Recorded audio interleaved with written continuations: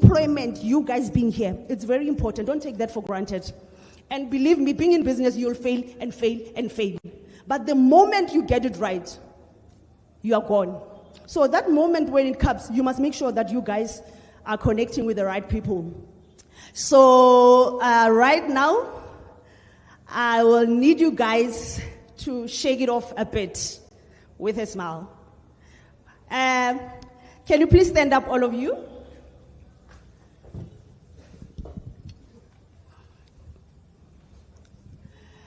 So I'm gonna count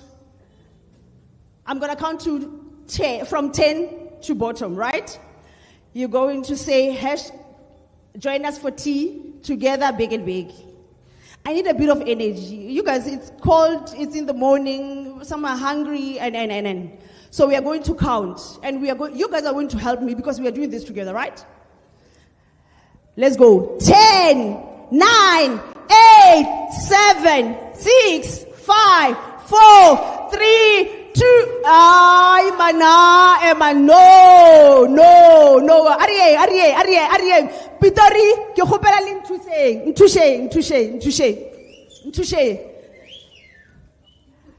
Lazar King, ke tlhobolele senyana or mpeng that thing, guys, bathong ke a le khopela. Ariye, let's go. 10, 9, 8, 7, 6, 5, 4, 3, 2, 1. You know where you're missing it. When you're counting it, you're like, 10. Nah, it's not going to work. For you to, you know, let's go. Right now,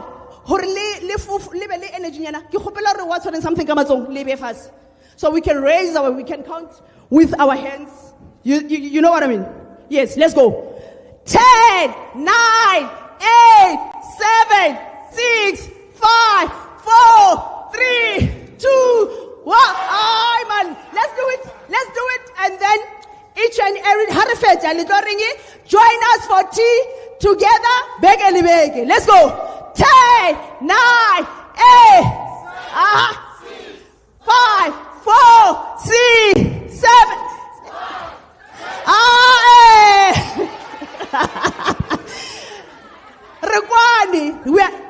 Let me promise you guys, I can never try serious. I get delicate. But let's do it like this.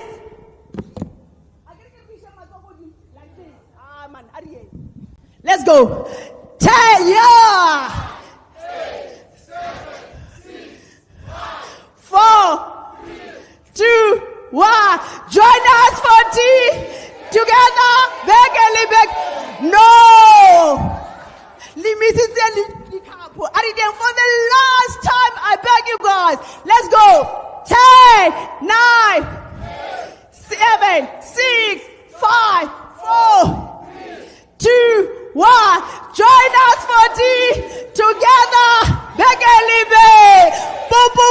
Boo.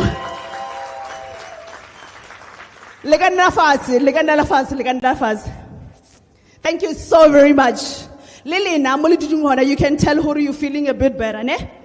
So we are moving with our program right now. Our tea representative, Sibusiso Chauke, to come and speak and share about our tea. So I know very well that you guys are going to enjoy this.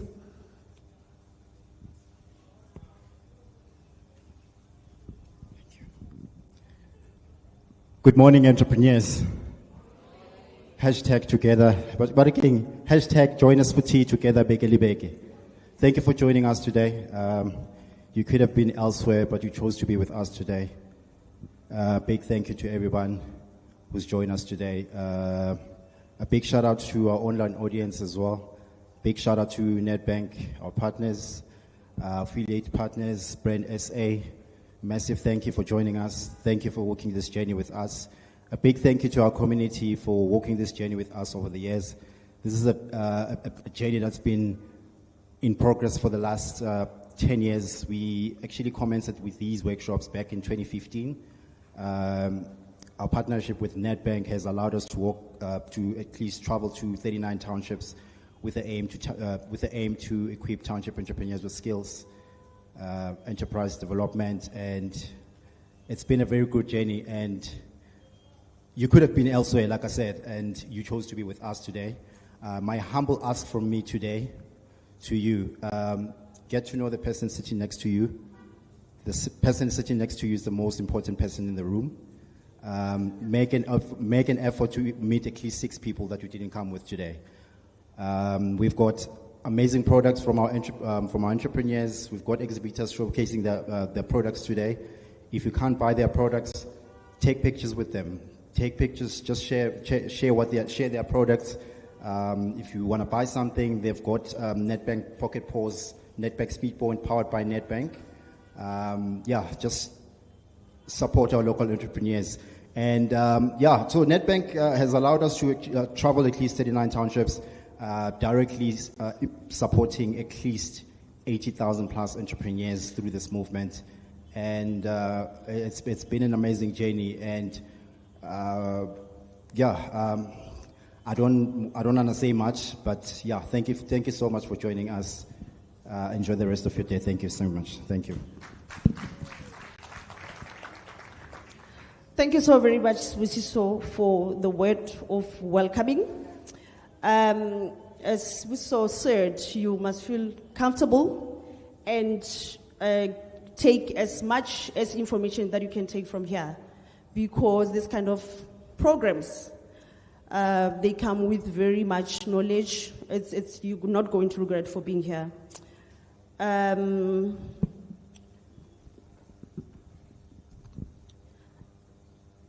Right now, I will ask Teboho to play a video for Keko Thomas, a managing executive for Retail and Business Bank, video for Nedbank.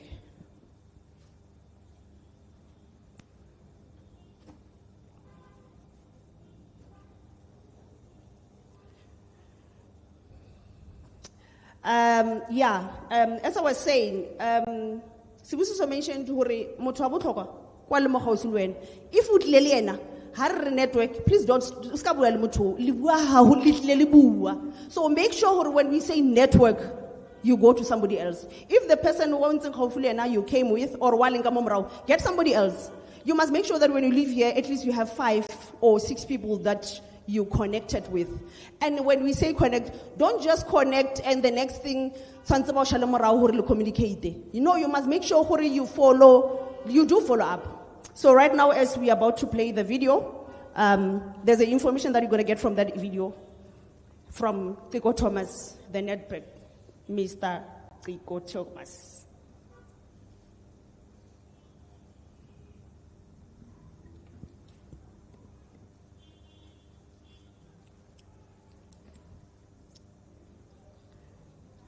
Are we good? All right. I'm sorry, guys. I think we have a technical problems. We will pass it now because, okay. All right, no.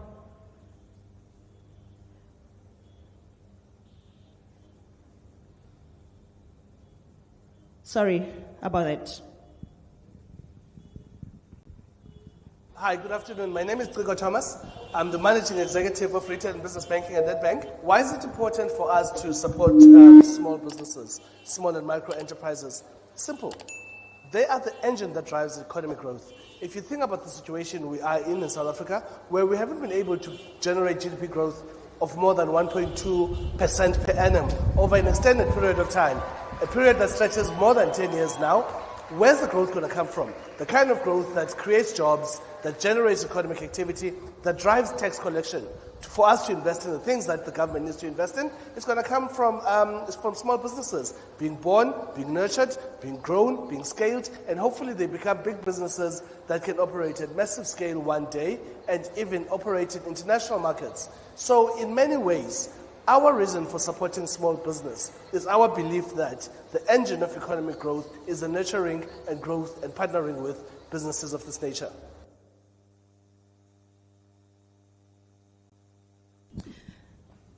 My people, goats. Kind of gave me more. You guys are looking at me and they're like, Mara, also she's been talking. Come on. She's like, come on.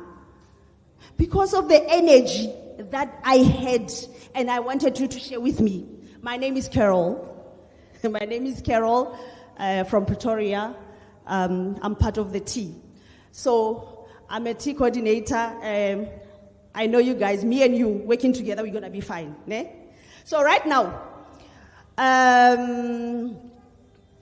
we need... you guys must not be shocked when I laugh. Because it's contagious. You see, she's smiling. So right now I'm going to... you know, when we invite you guys, there's always that person who comes first, ne? There's always prize. Not the way you guys, you're not comfortable or you're bored or something like that. I need you to work with me, you know. So there's a first person who came. We're gonna give them a gift, and anyone who work with me or who give me the same energy that I'm trying to or I have right now, I'm gonna give them a gift. I'm Oprah. I'm bearing gift where I am right now. Right now is that moment that I know we've been waiting for. It's the pitching moment. And right now, I'm going to be calling our first person to come to the stage. We have, sorry about that. Our list, okay, I said this earlier, that you guys were 36. We had to go through each and every clip to make sure we choose the best. So these are done independently. Like we went thoroughly. We are sure that you guys you deserve to be here. It's not a mistake. I'm still saying this again. But I still say, because that prize is for one person, for you being shortlisted, it's a win. For you to come here and be pitching with we have people online who are watching us right now. As I'm talking, there's people who are watching, who are going to be watching and listening to what you're going to say. If you are going to sell yourself properly, you're going to tell us what you're selling. Why are you special? Why people must leave the same product of the next door and come to you? You must make sure what makes you special, what makes you unique. The reason we have a mall that is got almost similar things, but you go to a specific shop is because they sell something special. So when you come here, be unique, be special, do something special, like sell yourself properly. You must make sure that when you come here, you're comfortable to use your language. You're not forced to speak it English or anything, but you must be comfortable. But make sure, because people who are online, some are international, somehow when you speak your language, you might miss the opportunity. But the most important thing, be comfortable with anything that you want to sell. If you really want to sell for our local people, you can use your language, you're going to be fine. But I need you confident. You have 2 minutes. If that 2 minutes, you're going to use it, utilize it worthily, with your confidence. You came here with confidence. For you to send that pitch is because you were sure that my company is doing better. Now show us you're better. When you come here and present, you show us who you are. Then the judges will tell you who you are. Right now I'm going to call the pitch finalist. The first company name is Moringa Lifestyle RSA. The name and say name is Tepo Nteimani. Come on, welcome him, give him some energy. Yes, encourage him. Yes, be comfortable. You see what Tepo is doing here? Tepo, he's coming with his things. Tepo, he knows why he's here. He's going to sell us something that he's having already. So someone might not even hear what Tepo is saying, but someone can just see what Tepo is saying and say, you know what, this is what I want. So, good luck, Tepo. You have 2 minutes. Utilize it. Smart. Good luck.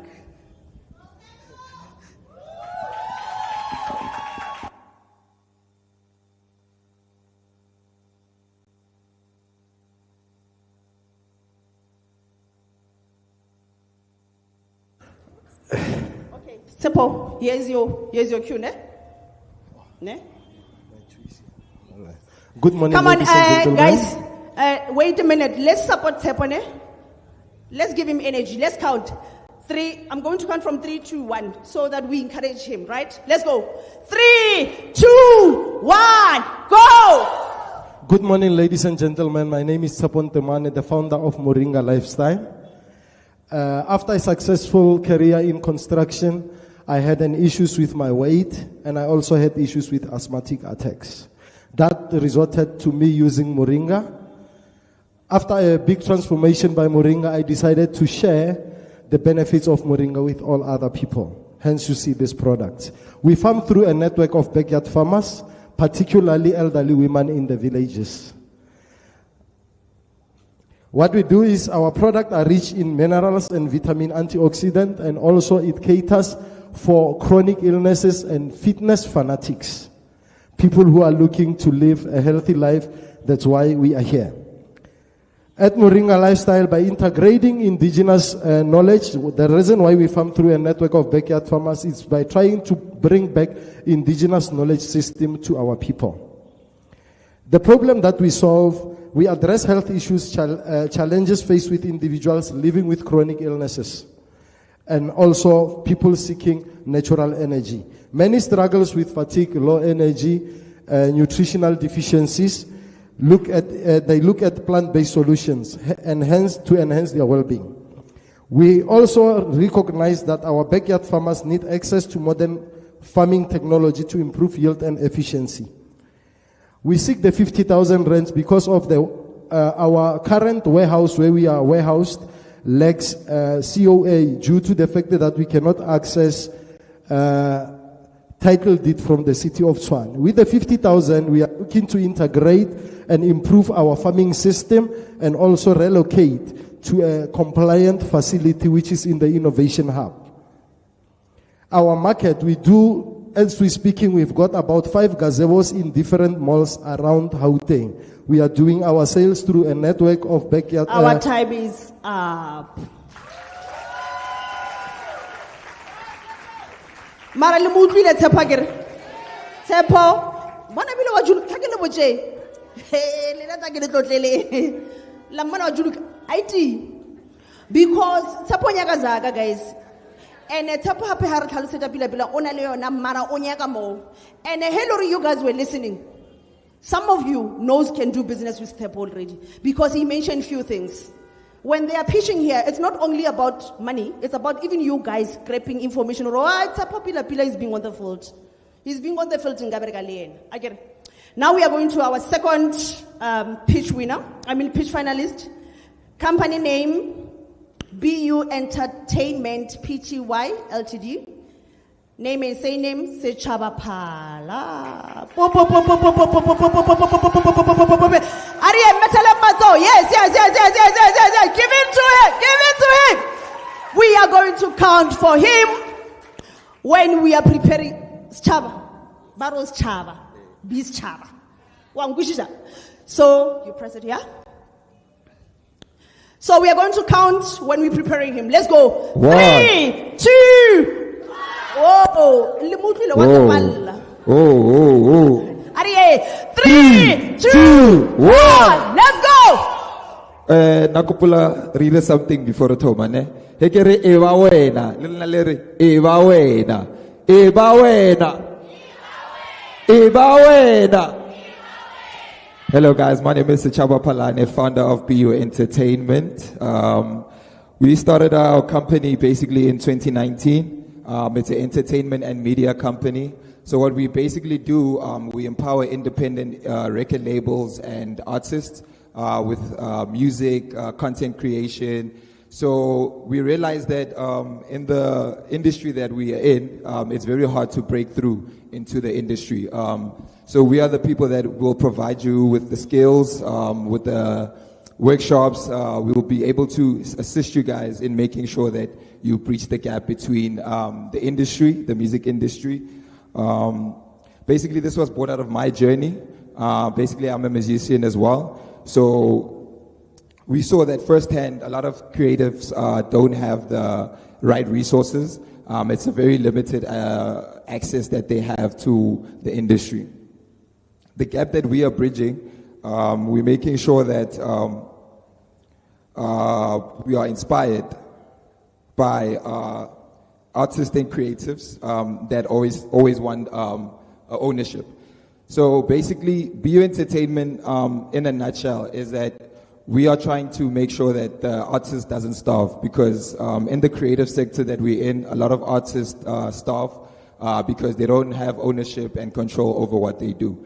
So what we do, our services, what is unique about us is that we actually develop the artists. We make sure that we put them in the right places. We make sure that they seek the right consultations with legal practitioners, with people that are in the industry, so that they can actually advance their careers.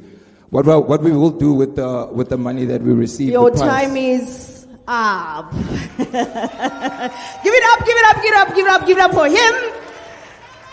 Sechaba Uriena ki Maditsila, Wutsi, Gas Haborena, Kim Maditsila, he's a go between. He's given a Jane. Technology, they making life easy. Give it up for Sechaba, guys. Thank you, Sechaba. Thank you so very much. We are going to our pitch finalist number 3. Tau Royal, Entertainment, Tau Royal Entertainment Pty Ltd, Rosina Maseta. Metal, come on, guys, Batung, how Bara, how, yes.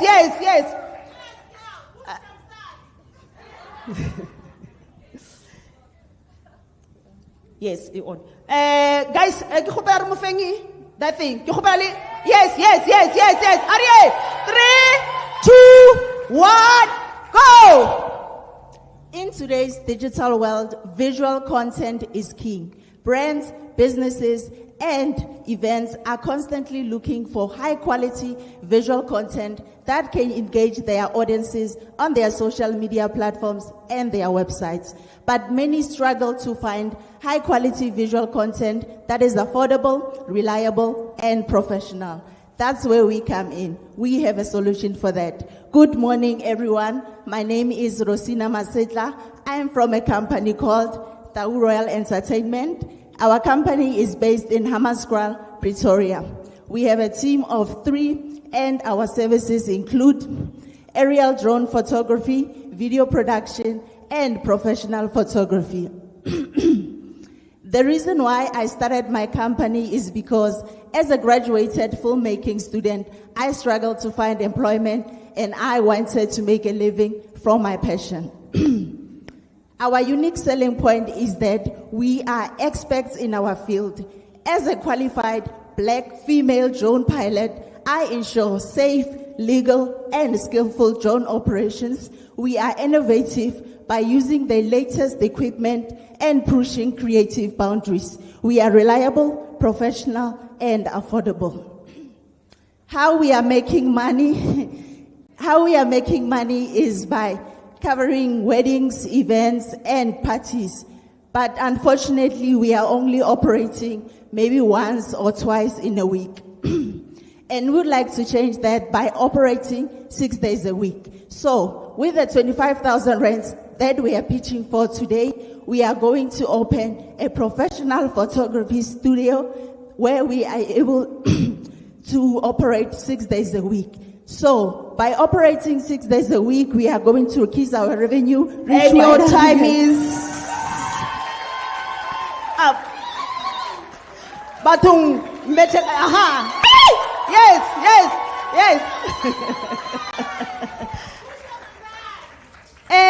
Ke gopela ke busy.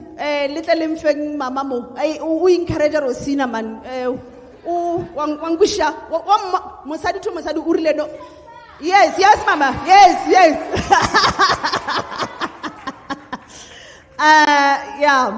We are going to our pitch finalist number 4. But before we go to our pitch finalist number 4, we have exhibitors, guys, on your site. You can check, you can buy. Or where you get time, you will see. Probably you get something that you love. Actually, I love everything here, but you might get something that you love. And we have our net bank here, our partners. We have Triple BE there, our partners as well. We have Mustang here. We have Play Your Part, Brand SA as our partners here. They're supporting us, guys. As I said, right now we might give you the money, but one of these people that I mentioned, they might give you something that you need for your company. Somehow you don't need money, you need skill. Somehow you don't need money, you just need guidance. Somehow you need mentor, you understand? So these people, they've been around. Once you can communicate with them, probably you can get what you want. I believe you can.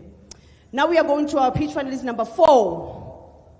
The company name is Township Luxury, Pty Ltd. Name and say name Lebohang Kumalo. Yes, Lebza. Yes, Lebza one. Yes, Lebza one.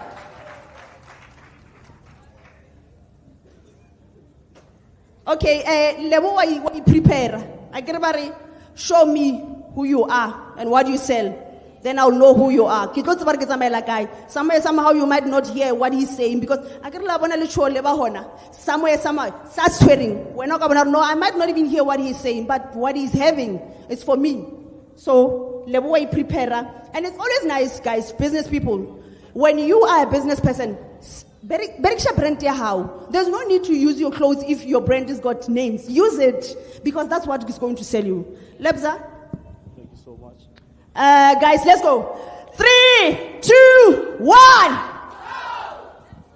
More than just a t-shirt, more than just a logo, more than just a vanity clothing brand. Connecting the community, curating culture. We give hope to 21 million residents in the township. Now, what problem are we solving? We are solving an identity problem. For far too long, we have been told what to wear. The time has come for us to draw inspiration from the original source, Africa. We create designs for individuality by breaking down barriers of tradition. Now, our unique selling proposition is that we express pop culture in our designs. We are a heritage brand with local values. We have an intimate knowledge of the township lifestyle and culture. Now, our story. Now, when you think about the township, what do you see? Crime, poverty, unemployment, illiteracy, substance abuse. Now we aim to change people's perceptions about the township, and we are doing it using the best weapon that we have, fashion. Now, what do we need? We need design software to create new designs, new stock for the upcoming season, a website and an e-commerce facility for online sales, a physical showroom to sell our products. Now, how do we make money? We sell directly to our customers, promoting our products on social media, on Facebook, Instagram, TikTok, and even WhatsApp. Our corporate clients include UNICEF South Africa and Hatfield VW Pretoria Masterclass. Esteemed judges, look no further. For in Township Luxury, you have found the perfect partner to transform the township economy and rewrite the township story. Now, most importantly, we are going to do that one Kasi at a time. Thank you. Hey, Banda. Yeah, yes. You guys are working with me. Yes. You guys are giving it to me. Banon level record. 2 minutes. Like, you know what I mean? And I believe he delivered what you guys wanted to hear. I believe whatever that he said, you guys heard it.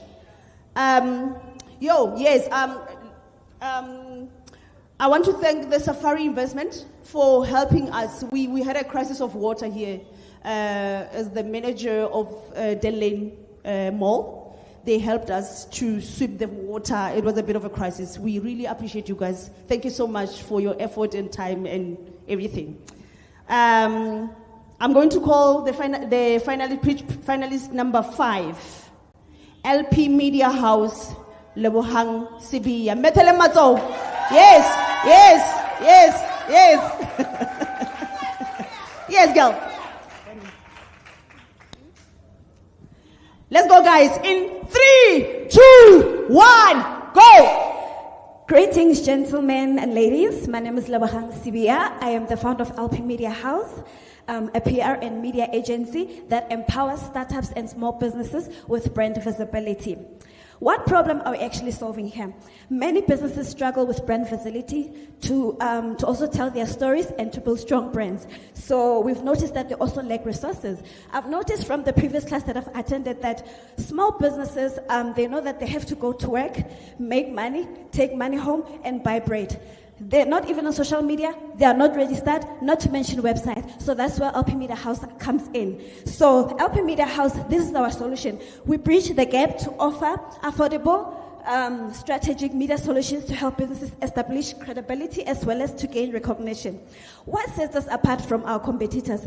I've realized that most PR firms are based in Johannesburg. And they provide services for established brands as they established PR firms. So with LP Media House, we provide services for our small businesses here in Kasi because it's rare to find a PR firm here in Kasi. So this is where we actually come in. Okay, what is our story? We believe that every business deserves a voice. So LP Media House, we are all about creating a platform for all businesses, whether it's a startup or a small business or established business. What do we need? We need strategic partnerships. We need to expand our connection with media platforms as well as digital infrastructure. We are selling magazines as well, online magazines, so we need to make sure that we have that platform where our customers will sell the magazine, ensuring that they will not share the link. So we need marketing materials to ensure that we go out and host networking events to reach more clients. So how do we actually make money? We make money from PR campaigns. We normally host events for upcoming artists. And your time is...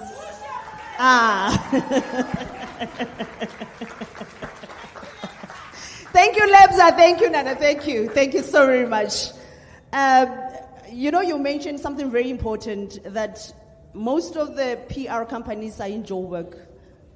And really, the reason ST, we go to Kasi, it's not like we can't go to Sentinel or Bryanston. But the reason ST we go to Luxury is because that's where we know very well that the market, the good market is there. The intelligent people who are there, they just need a skill. They just need information. That is why we are coming to you guys. And we believe that being here, you guys are not going to regret. We are going to number 6. Our pitch finalist number 6. Company name is PKL Neo Project Pty and Suela Eunice Motloding Metelembato.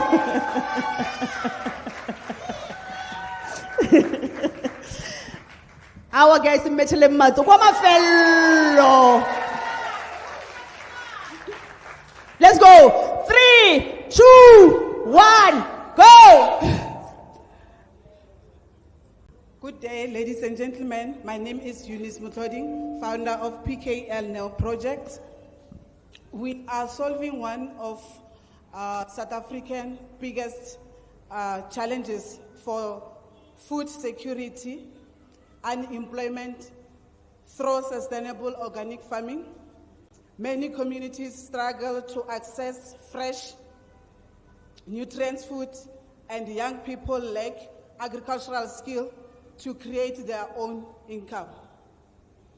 Why we are unique is because of we are not just farming. We are educators and change makers. We are integrate climate smart agriculture, teaching students from primary and secondary and communities about the climate change, environmental, and agricultural eco-friendly method system. And also teach them how to grow 100% organic vegetables, herbs, snail, and eggs. Our partnership with the TUT, which is Tshwane University of Technology, allow us to train young people, equipping them with with a really wild farming skills. For my story, our story, I grew up in a community where food insecurity was a daily struggle. Instead of watching families suffer, I took an action. Start farming by... And your time is up. Give it up for her, ladies and gentlemen.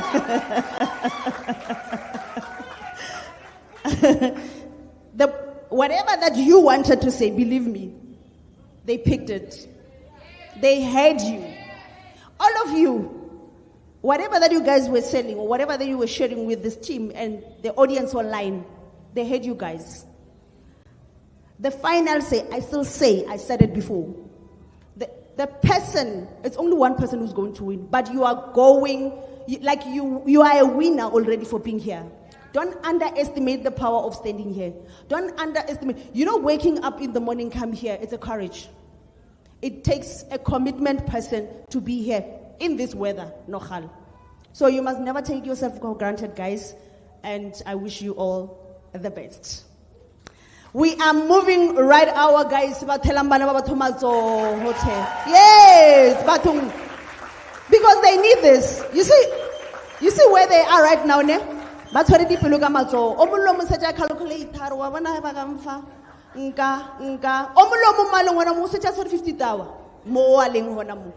So they really need an encouragement. You did well, guys. Now we are going to, guys, we are here for two reasons. They are here to teach us something. You guys are teaching us something as well. You guys are going to learn now. You're going to listen to the expert sharing the information that you're going to be taking home. You're going to utilize it later. Because the whole point for being here is to make sure you guys are going forward. You're not going to be stuck in the same place. Because being in a business is very challenging. You need motivation. You need encouragement. You need support. So the key for us to be here is to make sure that you guys get the support that you need. And I believe with the next speaker, you guys are going to get exactly what you need. Our next speaker, it's Ramo Palatsani from Palati. Do you want her to go to technical team or? All right. As I was saying, guys, let's give him a moment to go to the team so they can fix and deliver the right information that you guys need, because you need information that is completed. Whatever that is going to do there is very important. When you guys get time, please buy from our exhibitors, because they are, for them being here as well, they are small business people as well. Actually, I don't like this small business thingy. It makes people to feel like, it's a business. Let's say business, because you took effort, you registered, you're paying for this, you're paying for that, you must maintain the account, you know what I mean? So you being here, it's a serious thing. Let me rectify myself. I'm about to call our first speaker. His name is Ramo Palatsing from Design Strategy Executive Wapanka Yarona. Thank you so much. La bona alfa smile. So yes. Thank you, Carol. You're welcome. Good morning, everybody.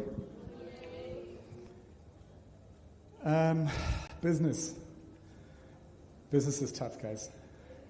Yes, business is tough. And I know what I'm talking about. Before I joined Nedbank, I spent 12 years running a business of my own, so I know. But one of the things I think that are difficult with businessing is convincing customers to buy from us. I'm sure it works for everybody here who's got a business that it's difficult. I mean, it's very difficult, right? Libabang, I'm sure they're struggling with that right now. But it doesn't have to be a struggle if you understand just one simple thing, which is when you solve a problem for a customer better than your competition does, customers start looking for you. And selling becomes much, much easier. Guys, don't get me wrong. Ne? You still need to sell. By no means am I suggesting that we don't need to sell. But you'll be selling to customers who are really motivated to want to do business with you. I think for me, doing business without selling is like, let's say, I've paid you a visit and we're sitting in your home and you know, we're sitting in your lounge. I've never visited you before. And Ramo looks thirsty, you know. And you say to me, hey, Ramo, just go to the kitchen there and sort yourself out. I'm sure I need something. I'm kitchening. There's no way if I go to Ayla that I'm going to do that, right? Unless Rabanaba Motor, you know, because I'm not going to do that, right? Because it's awkward for me. And I think it's the same thing we have to do as entrepreneurs, is that if you're to bring me a tray with a nice sort of cold drink, it's going to be difficult for me to resist that offer, right? And so selling for me is that skill. It's the skill of making offers that we have to learn as business people. We have to learn how to put offers in front of our clients because they're not going to do it themselves. But today I'd like to say, and rather talk about how do we then make sure that our customers are motivated to buy from us before we start selling, guys. I thought about 5 things that I want to share, Lilona, this morning. And the first one is this idea, please don't sell your products and services. Solve the problem that you know you're solving for your customer. Maybe a question to ask ourselves as entrepreneurs is, do I know the problem that I solve for my customers? And can I explain it to somebody who's not in my business, right? Why is this important? Because frankly, we know customers don't care about our products. Frankly, they don't care about your services. They care about their problem. But saying worried about their problem. And so making it easy to see that the customer can see that you solve their problem and that you're the best solution for their problem is critical. The second thing I thought about showing this morning was this idea of being in the right place at the right time. And maybe that will be true for some of us this morning, right? This idea, where are my customers when they need what I sell the most? Where are they? And is my business visible and reachable to my customers when they're there? I want to give an example of someone I thought who did this well. My wife has been going to the same saloon in Pretoria for years. And one time we like a weekend and they couldn't help her. So she went to a salon just around the corner. Now this lady who owns the second salon did something interesting. As she's attending to my wife's hair, she asked my wife, hey, I've never seen you before. Where do you do your hair? Oh, okay, why didn't you do your hair there today? My wife explained, no, they were busy today. Oh, so you can't do your hair during the week? No, I'm too busy with work during the week. Then what this lady says to my wife next, she says, no, man, because you're busy, now I'll come to you. Somebody lost a customer that day. You understand that? Somebody lost a customer that day because this woman understood how to put her business in the right place, in the right time to accommodate my wife. The fourth point I wanted to talk about is make it easy. Asking ourselves as entrepreneurs, how do my customers behave? What are in their routine? You know, guys, somebody can find you and realize that you're a better business than the business I used before. But if it's too much hassle, if I have to change too much as a customer, I'll stay with that other business, even though they're not as good as you are. So this idea of understanding that people are creatures of habit, and studying your customers, asking, where do they shop? How do they prefer to pay? When do they buy? And once you know all these things, it's matching your business to those behaviors and those preferences is fundamental. And then the last thing I wanted to talk about was this idea of making yes from the customer a risk-free answer. Because there's a risk in saying yes, right? Asking yourself, okay, Mabel, what's preventing my customers from buying from me? Is it my pricing? Is it the competition? Is it my location? Is it the options I'm providing? And and eliminate those barriers. You know, I was thinking about, we all know these artisans, the tilers and plumbers and painters who sit outside Budi Builder's Warehouse, right? Those guys have got one of the principles I spoke about right. They are where they're in the right place at the right time. Okay, they know that the customer who's going inside Builders to buy materials probably wants to do that work today. But to this point about making yes risk-free, I think to myself often, and I think, how can one of these guys stand out from the rest? What could they do? Because I know as a customer, I don't know you, I don't know the quality of your work, I don't know how fair your pricing is. Do you, Akit, you know, banana design normally, do you have something there with a sign that says, no, here's my WhatsApp number, you can see my work, or here are my clients that I've worked with, you can get testimonials, or try before you buy. Just over the quality of my work, obligation free before we talk about business. I don't know, I could say, but this idea of making the yes a risk-free answer is important. Any one of these principles that I've shared, I think are powerful for business. Mara, I think the magic happens when they're combined. Reboletika, this example of these gents who provide artisanal skills like tiling and plumbing and the like. And I spoke about how they already solved that first run of being in the right place at the right time. They've solved the problem of being available immediately to the customer. They could make the yes a risk-free answer by having photos and testimonials, or a try before you buy something. They can make it easy for their customers to work with them by saying, no, Ramo, if you're happy, just send me a voice note, Nyana, and I can use it as a testimonial for the next time. It's a small ask, and I'd be happy to accommodate it. But the cornerstone of those four things, I think, is the problem solving.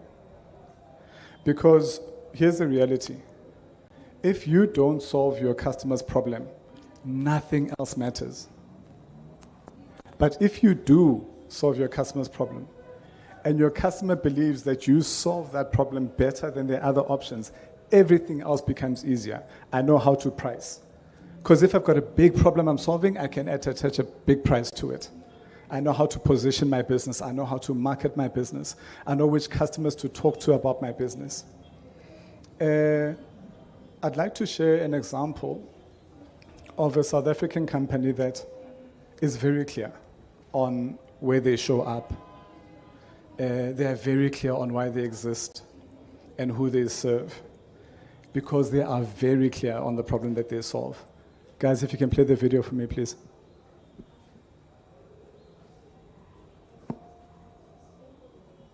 Management consultant intern at Xolisa. This is one of our outlets located just outside Alex Mall in Alexandra. Let's go right in.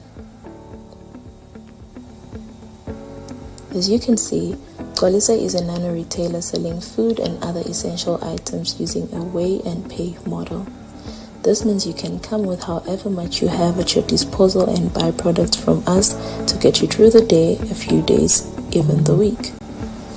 We have breakfast products, tea bags going for 60 cents each, soups, spices, and staple foods like beans, sugar, maize meal, mabele, rice, you name it.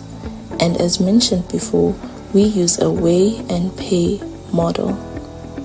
Our mission is to make affordable, nutritious food accessible to everyone, focusing mainly on serving the low-income earning community.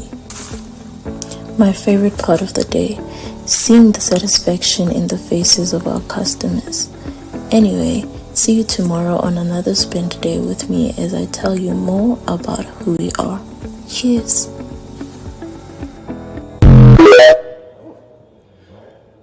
I love this example, Xolisa, because, and one of our presenters spoke to it earlier, you know, low-income earning South Africans often have to suffer two disadvantages when it comes to buying everyday household goods.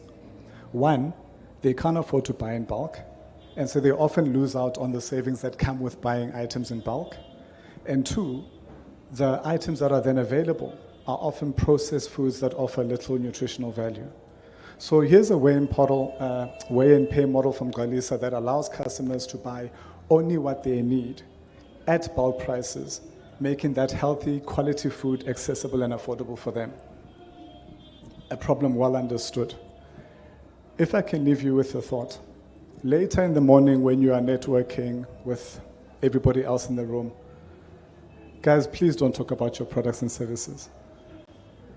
Explain the problem that you solve. And I guarantee you the conversation will be a different one. Sales don't come from pushing your business. I think they come from solving problems. And when customers understand that you can solve their problem, they're already halfway to saying yes. Galebocha, thank you.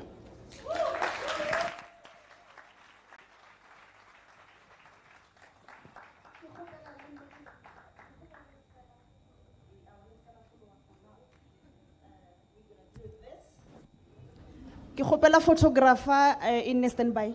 We're gonna need your picture with the mic and without a mic. What is my little? That's the one. Yeah, the camera person. Oh, there he is. Yes.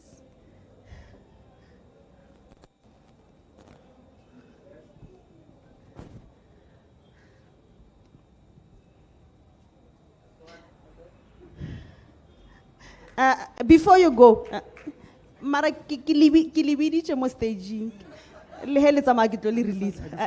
Thank you so very much. I would like to ask from the audience if there's any of you who've got questions for him. At least one question, there at the back. We have a lady. They're going to give you a mic. There's a mic coming from behind. Yes. Yeah. The camera. Yeah, we sorted. Shoot you. Hi, my name is Dudu. The question that I have is, so in terms of solving your customers' problems, if the problem that you have with your customer is that I market my company mainly on social media, so find that people are willing to buy, but they're mostly skeptical of being scammed. So this is the problem that I have. I try to make it better by asking them to deposit 50% and the rest upon delivery. But they're still a bit shaky and some. Dudu, can I ask what do you sell? I make gift products. Gift boxes, hampers, birthday gifts. You sell gift products, you say? Yes, gift boxes. Sure, Dudu, that's interesting. So look, I think the thinker social, which makes it tricky, is you want to give me a way to prove your credibility.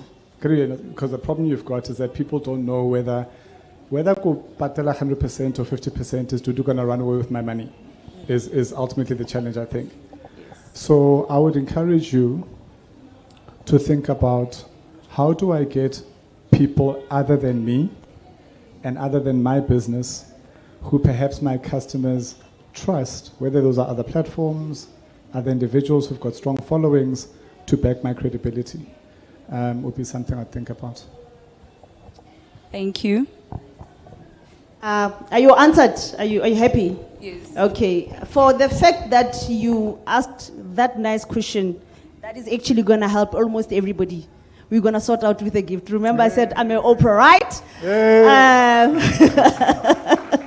So right now, we would like to give you our gift as a team. Thank you. We thank you so very much for taking your time and being with us. Thank you very much. We appreciate you. Carol. Thank you. Batung betamazo marabatung. You know, from the point of our speaker, he still emphasized the part where he says, "What are you selling? What is your unique point?" I kept on saying that to you guys, that you can share everything that you want to share, but specialize like you need to have something special. You need to have something unique.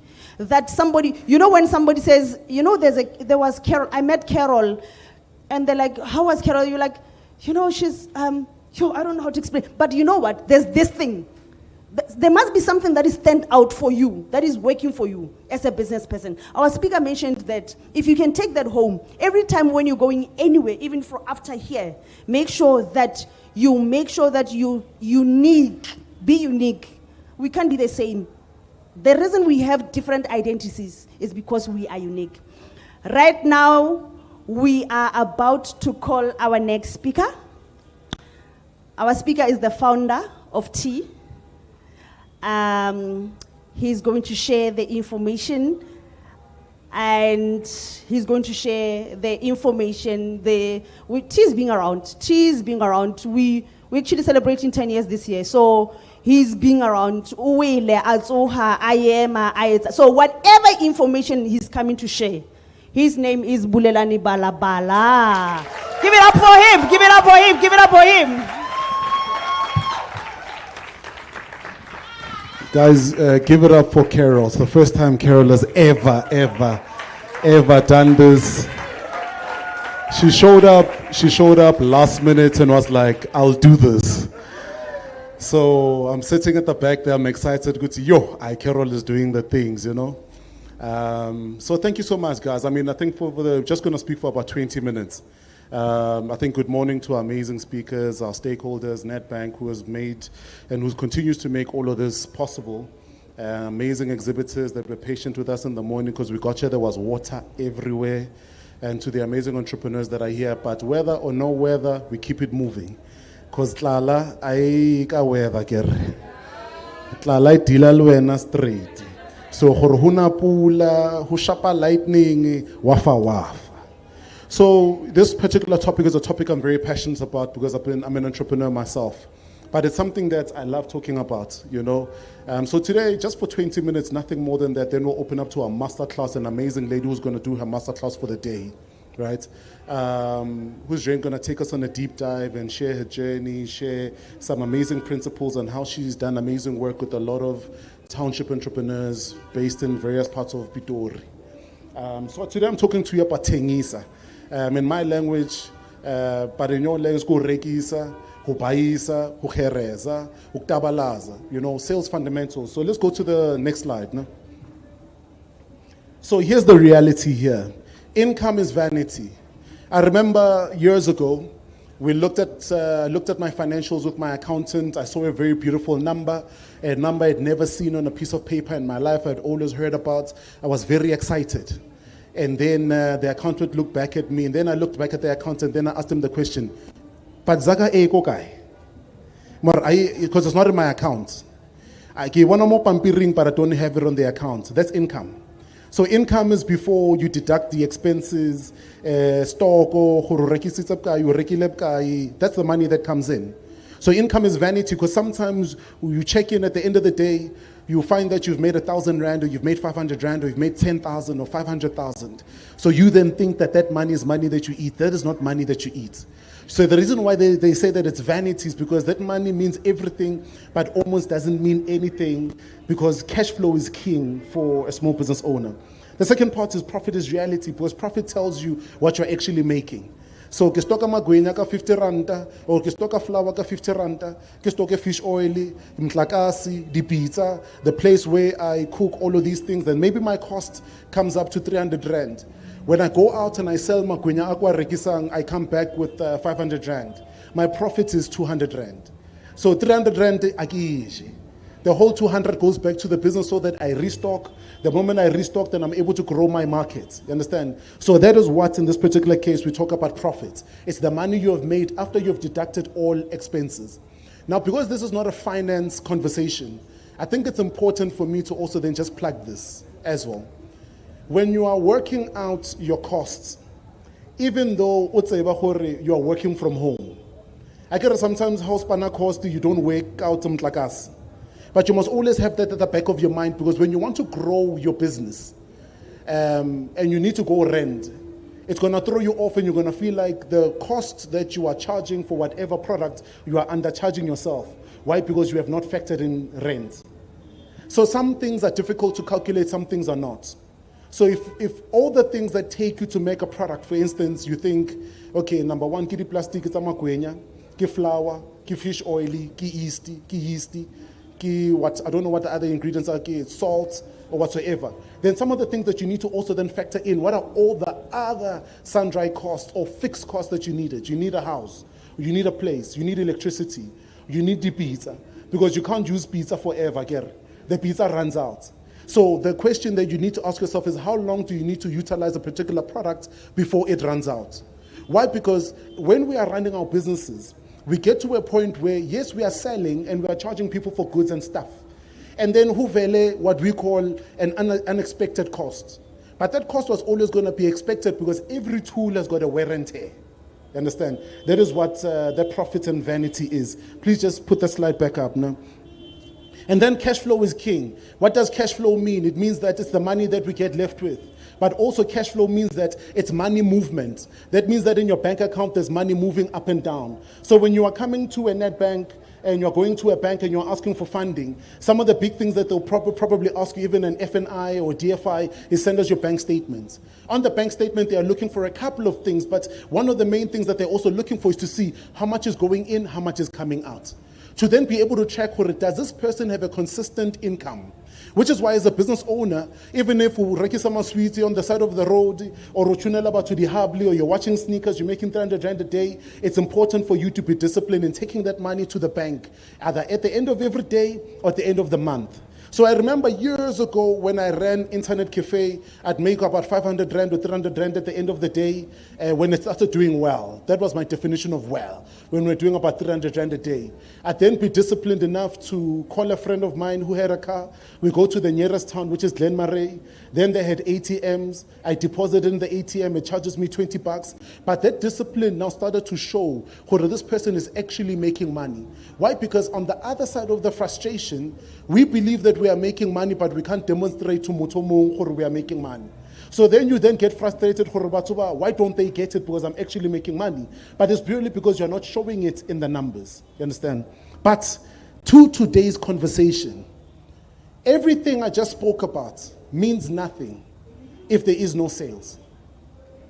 Because sales, please move to the next slide, because sales is the life and blood of every single business. If a business is not selling and your endeavors are not to get customers, it's not a business, it's a hobby. It's a charitable event. Now, one of the main things that we always find, especially when we invite entrepreneurs to come pitch, and in the number of entrepreneurial initiatives that we run, is that you then ask the entrepreneurs, what do you do? And it's a psychological thing, right? What do you do, or why did you start this business? No, Mamsi, I saw that there's a number of young people who are unemployed, and as a result, because I know that I'll create employment. What do you do? No, because I've seen that the rubbish is being thrown everywhere. So I know rubble removal will be removed because what does the business do? No, I've seen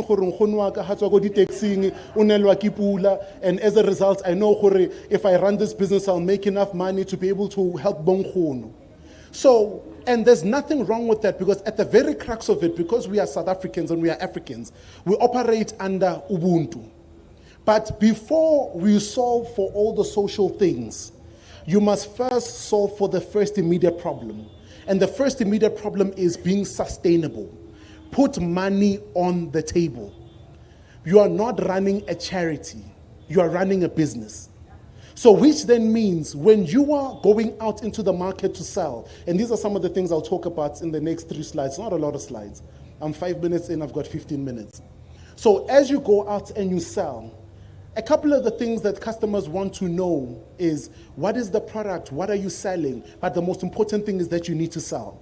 So this particular slide right here, we're talking about just the one slide. Sales is more than just an activity. It's a life and blood of every single business. So one of the main things, let me ask everyone in the room, maybe just by a show of hands, how many times, or rather, no, let me change my question. Do you talk to new customers every single day? Do you try and talk to new customers every single day? How many people try and talk to new customers every single day? Okay, cool. It's a fair, maybe about 30% of the people in the room. How many people talk to customers, and then when you get very busy, you stop talking to customers because you focus on the technicalities of delivering that order? And that's where the real challenge begins. part of making sales an important and critical part of your business is a psychological one, but it's a decision you as the founder need to make. You then need to make the dead decision. Every single day, from 10 o'clock, Hussein, or 3 o'clock, or whatever, because you know your customers and their patterns, maybe every Saturday. You then need to then set a dead time, a time that you will then define, that says every hour, I'm going to split my hour into 2. The first 30 minutes of every hour, I'm going to find new people to call. People that are not my customers, people that I think might be interested in my product, people that I think might like the things that I want. The next hour, the next 30 minutes of that hour, you are calling up all the clients that you've delivered work for. To do what? To say, I was standing, I could deliver that baloney, man, I want to get a Russian. Why? What are you doing with that customer? You are upselling. You are utilizing the relationship that you've already harvested with that customer to understand a couple of things. Do you actually like our product?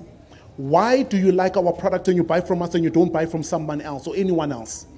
And then over and above that, what else can I upsell you? Because we then always forget and we ignore the fact that because someone has already bought from you, that means that there's a level of trust. So if there's a level of trust that's already developed because this person is giving you their hard-earned money, why are they trusting you with their money? Sometimes we then get stuck because when you develop a product, sometimes we develop products, and especially as micro enterprises, we then develop products because we like them. But at the end of the day, if you're not asking the customer for clear feedback on that product, then you might not necessarily be able to understand or even know what the customer actually thinks about that particular product. There are many products that were manufactured and they were created, but it's the consumer who then ended up deciding, this particular product, which is a sack of oranges, we're not just going to use it for Masakadi orange, but we'll also utilize it as a bathing instrument. So it's always important for you to then understand how your product moves in and around your customers. Please move me to the next slide. So when you are then preparing yourself to selling, obviously confidence is important when you're selling your product. But some of the key things that any customer or any potential customer is going to look at wanting to know is the first one. What are the features of the product? What are the features? So when we talk about features, we talk about all the technical components. So let me make an example. So maybe let me make an example that's very common. So here's a phone, right? So if I'm selling a phone and I ask what are the features are what? It's LED, it's Type-C, it's all the technical things. It's Bluetooth, it can connect with 5 devices at the same time, it's multi-screen, I've got 100 megapixels, all of those are technical functions. You need to be able to define that so that customers that are interested in knowing what the technical intricacies and functions of the product are, you are able to then unpack that. The second thing that you then need to then unpack is benefits. What are the benefits? So if I'm talking about this particular device, what's the benefits of this device? I can download over 100 apps at the same time. I can connect 2, 3, 4, 5 devices. If I need to then go present and I didn't bring my laptop, I can plug it in the Type-C and run my PowerPoint presentations from there. Those are the benefits to a degree. The benefits also to a degree talk about the emotional feel that the person will walk away from and the emotional perception. So will people take me serious when I've got this device? Am I more efficient when I've got this particular device than this particular product? You need to be able to then define that. But the best way to define it is to be able to ask customers that have consumed and continue to consume your product, how does the product actually make them feel? Smart and very learned individuals will then tell you that when you're selling a product, you're not just selling the product, but you're selling the feeling of a product. Why? Because people don't just buy the product, they buy how the product is going to make them feel. The second part in preparation is, what are the limitations? So you don't go around telling customers what the limitations are. But part of the limitations is you're not selling a product for everyone. So you need to be able to know what the product doesn't do. Because if you go into every market and you're trying to be all things to all people, and I hear a lot of entrepreneurs when they pitch and they sell their products, no, everyone is my customer. Everyone is not your customer. Why? Because people buy from people that they like. And then people buying from people that they like, they're also then emotional buy. So it's not always seldom that just because people want candles, there's no electricity, they'll buy the candles from you. You then need to be able to then segment. Segmenting means separate your customers by asking the ones who are already buying, why are you buying the product from me? The fourth part is your competitors. You need to know who the competitors, your direct competitors are. Sometimes the direct competitors are not individuals on the same scale as you, but they're going to be competitors in the next 4 or 5 years based on your scale, whatever you measure as your scale. So right now you are selling the Kandlela A2 or you register the Patlet A2 every single month. The tuck shop down the road, you don't perceive it as your competitor. But if you want to then scale and grow your business to almost their size in manufacturing or producing 500 quarters a day, they're then going to be your immediate competitor. So that is why I always say to entrepreneurs, when you are starting your business, we always use the words, I'm starting small. There's nothing wrong with that word. But the psychological effects that I've seen from micro enterprises and small business owners over the years is that they take that small term psychologically and it impacts them. So you then limit how you present and you pitch. Which is why in most cases you sit in front of people and then they're asking you, product I'll give guy. Then you think, you've thought about it because you always charge 200, then or 500, but you actually wanted to charge them 1,000. But 500, no, 500 I say. Then the moment you walk out of that room kicking yourself because they would have actually taken 1,000. Because it's a psychological thing. We have not debunked the fact that small is a resource small. So when you say you're a micro enterprise, you are a micro enterprise because you've got one laptop. Not because you lack the ability that when you are put in a room with the right people, you won't be able to pitch. So when you then take that psychologically, you will consistently develop the imposter syndrome. That even when you're in the right room with the right people that are asking you how we can help you, you clearly can't articulate how they can help you because you still are dealing with the fact that you don't think that you belong in that space. So that is a mirror moment that you must have with yourself each and every day so that you then are able to assure yourself that you deserve to be the individual, you deserve to live a good life. Because in reality, no one was born to stand on the sidelines and watch people walk up and down the red carpets of life. Everyone was born to compete. Everyone was born to live, so live. Let's move on to the next slide. But Carol, just keep me honest on my time. I don't want to go over. The power of storytelling is very important. Let's move on to the next slide. The reason why storytelling is important is because when you build your business, you can't build your business by emulation or by replication. So when we then talk to people, you are not the next brand X, Y, and Z. You are not the next biggest FMCG company. You're not the best product that you love that is out there in the market. You are the next you. So when we then unpack the first couple of layers, and the couple of layers that we spoke about is the fact that people buy from people that they like. It means that, I might not necessarily, I can't compete on price, because when you compete on price, it's a race to the ground. I can't compete on quality because I might not necessarily have the equipment or the machinery to be guaranteeing that I'm the best quality in the whole entire market. So what then do I then need to do? As a sales individual who's going out to sell, then you are harnessing your sales technique and understanding, am I gonna make it an emotional sell? Am I gonna make it a technical sell? Am I gonna make it a practical sell? What do I mean by that? So dependent on who you are targeting the product to, you'd be able to then make it manable to whoever you are pitching to. Let's make an example. So I'm selling water. How many people walk into shops and every shop sells the same water, but they sell it for different amounts? I don't know if you've ever gone to the mall and on any given trending fashion season, they're almost selling the same crop top. But they're selling it, some of them are selling it the similar material, some individuals are selling it almost different material, but at different price points. But all of them are competing each and every month and they've got their product out there. So if I'm selling this particular product and I want it to be a factual sale, I've identified that this individual is a factual individual, so I'm selling them on facts. So if you buy 200 of these from me, it's going to save you 300 Rand. Why? Because this is a cost-savvy individual. Why? Because I've taken the time to listen, to understand that customer, to be able to prop my sale in the right manner.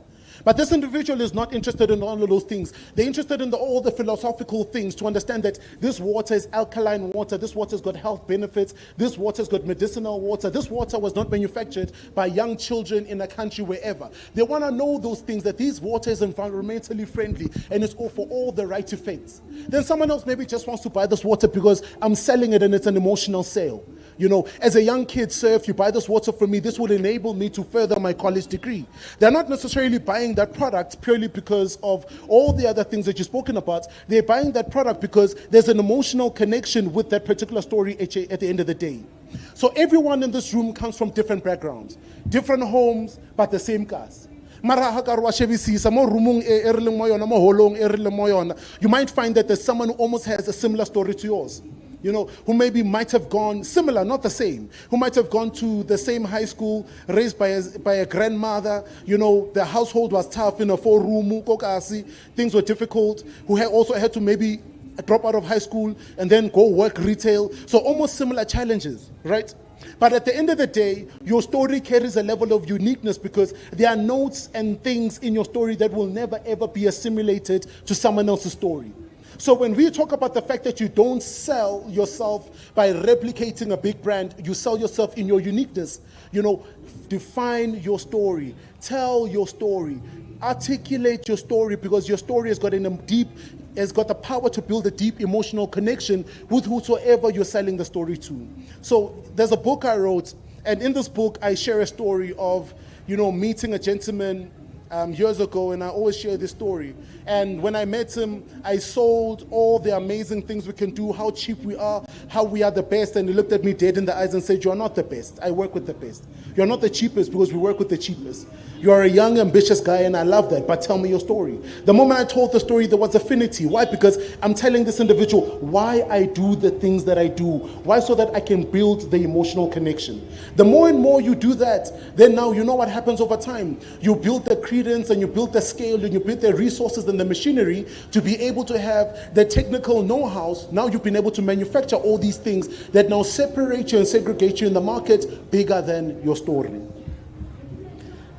So some of the things, right, to consider, especially when you're preparing yourself and you're preparing this amazing story. Number one, know who you are pitching to. Know who you are pitching to. I hear it all the time when I'm talking to entrepreneurs. But to work on net banking, email. Then you ask them the question, who did you send the email to? But to work on net bank. What does the person do? Net bank. But then you don't understand the fact that just because the person is from Nedbank doesn't necessarily mean that whatever you're sending them falls within the KPIs of that particular individual. You need to understand that every company has got goals and objectives. And then the second part is, over and above the goals and objectives, every single company, every single individual who's employed within a particular department, that department has its goals. And then every single individual who works in a company that has goals and a department that has their goals, they also have their own individual goals. So meaning that you could sell the same product to 7 different individuals, but you're selling it differently. Why? Because each individual has got different KPIs for that particular product. So you can't spray and pray and hope for the best. Hope is not a strategy. So you as a business owner need to do the deep work of understanding, okay, cool. If I'm talking to people from Sesol, what does this department ordinarily deal with? Would my product be in line or a part of my product? Then if it's a part of my product, then I sell that so that I don't get rejected on the technicality that I didn't present myself in the right manner. And then the last 3, I get off, my time is out. But I'll tell you a good thing for the rest of this, right? The second one, build a connection with your story. Your story has the ability to build a deep emotional connection. The third one, be clear on your offering. The fourth one, solve the customer problem. The whole point of us being in business is to solve the customer problem. You should be fixated, deeply fixated in solving the customer problem. No other problem but that. Fix the customer. I can't emphasize this enough, but fix the customer problem. Not what you think the problem is. Be fixated in unpacking what the customer problem is. And then the last one, end with a clear call to action. I've heard a lot of entrepreneurs, they pitch, they sell their product, but they don't say what they want. Then you walk out of there, all you are doing is marketing, you're not selling, you're making people aware. So you got into a taxi or you refilled your car to go to a company to run an hour presentation. You didn't tell them what you want, but you made them all aware. That was a wasted exercise. Always be clear, what is it exactly that you want and what is it exactly that you're going to be walking away with from that particular order. Carol, can you give me one of the books? So the beautiful thing is these amazing guys back on NetBank are going to give out. So we're going to give out a book to everyone of everything that I spoke about. That's really going to be a manual. There's really going to be a practical manual that you will utilize in navigating your entrepreneurial journey and your business. Have a beautiful day. I'm not going to take any question. This amazing lady who's going to speak next is going to take all the questions because she's phenomenal. Thank you so much, guys. Have a beautiful day. Thank you so much, guys. Betalambulelan matsoho. What's that umpeta guy? Umpeta mo lare Carol umpuche heki feji. Nahana wuja monga steno uri fulwa mo stage. While he was delivering a very good speech, you know, when he was going through the slide, and I cut him.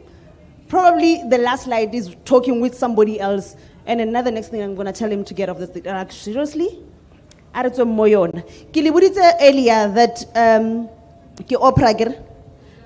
So there's something very important that we love, and one of the attendees here came first. It was raining, like really drizzling.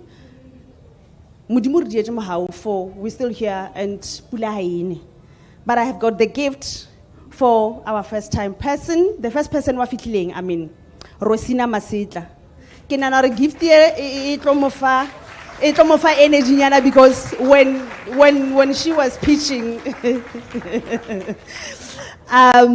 so we're gonna give you the gift. I've got the gift for you there. That gentleman is going to give you the gift. But be mentioning something very important. Sell your story. Sell your story.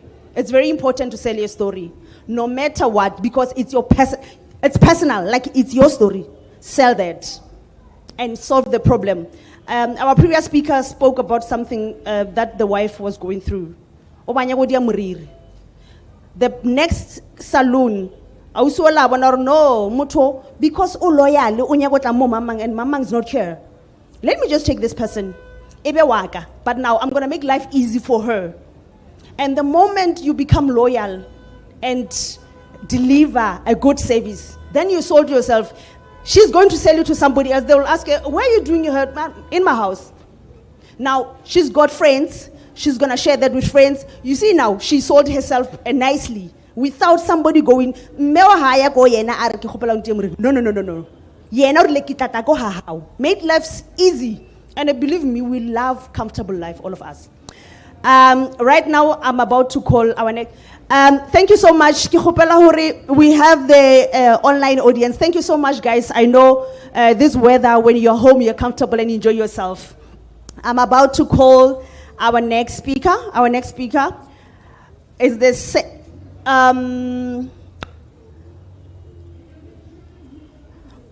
our next speaker. It's a sales master by Glenda Sechadi. Founder of Pathenda and founder and a career. Come this side, please. Guys, give it to her. Thank you so much. You may sit. I'm sitting. Oh. Okay. Okay, no, you can be comfortable. However, it's going to work for you. Good morning, everyone. Yeah, man, what do you say after Bulelani? Like, they make you speak after Mungamut. You know, you practically said everything. I actually said that to Abud Kutulam, like, let's go home. You know, Bulelani has practically done my masterclass. Background, Glenda Sitedi. I'm the founder of Pathfinders. Pathfinders is a business incubation program. I'm also the founder of Career Active Training and Consulting. Career Active is a training consulting company. We do consulting for high schools for career paths and kind of mapping out what's your next step after school.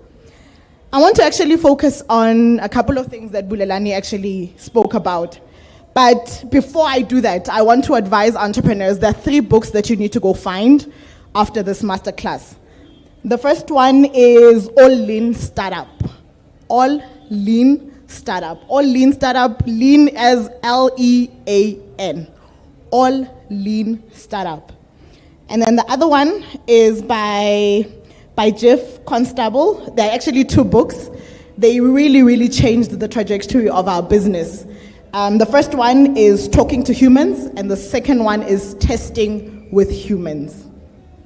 Those 2 books, you need to go find them. They're by the same author, Talking to Humans and Testing with Humans. Totally different things. Make sense? Are we all on the same page? Okay, so those 3 books, please go find them. I was introduced to these books in 2019 and it made me look at business very different. I want us to familiarize us as entrepreneurs with a term called early adopters. Who can try? I think I want this to be interactive, actually. It shouldn't just be me talking. Who wants to try? What are early adopters? Does any entrepreneur know of the term early adopters? Yeah, can we get the mic somewhere? Early adopters? Yeah.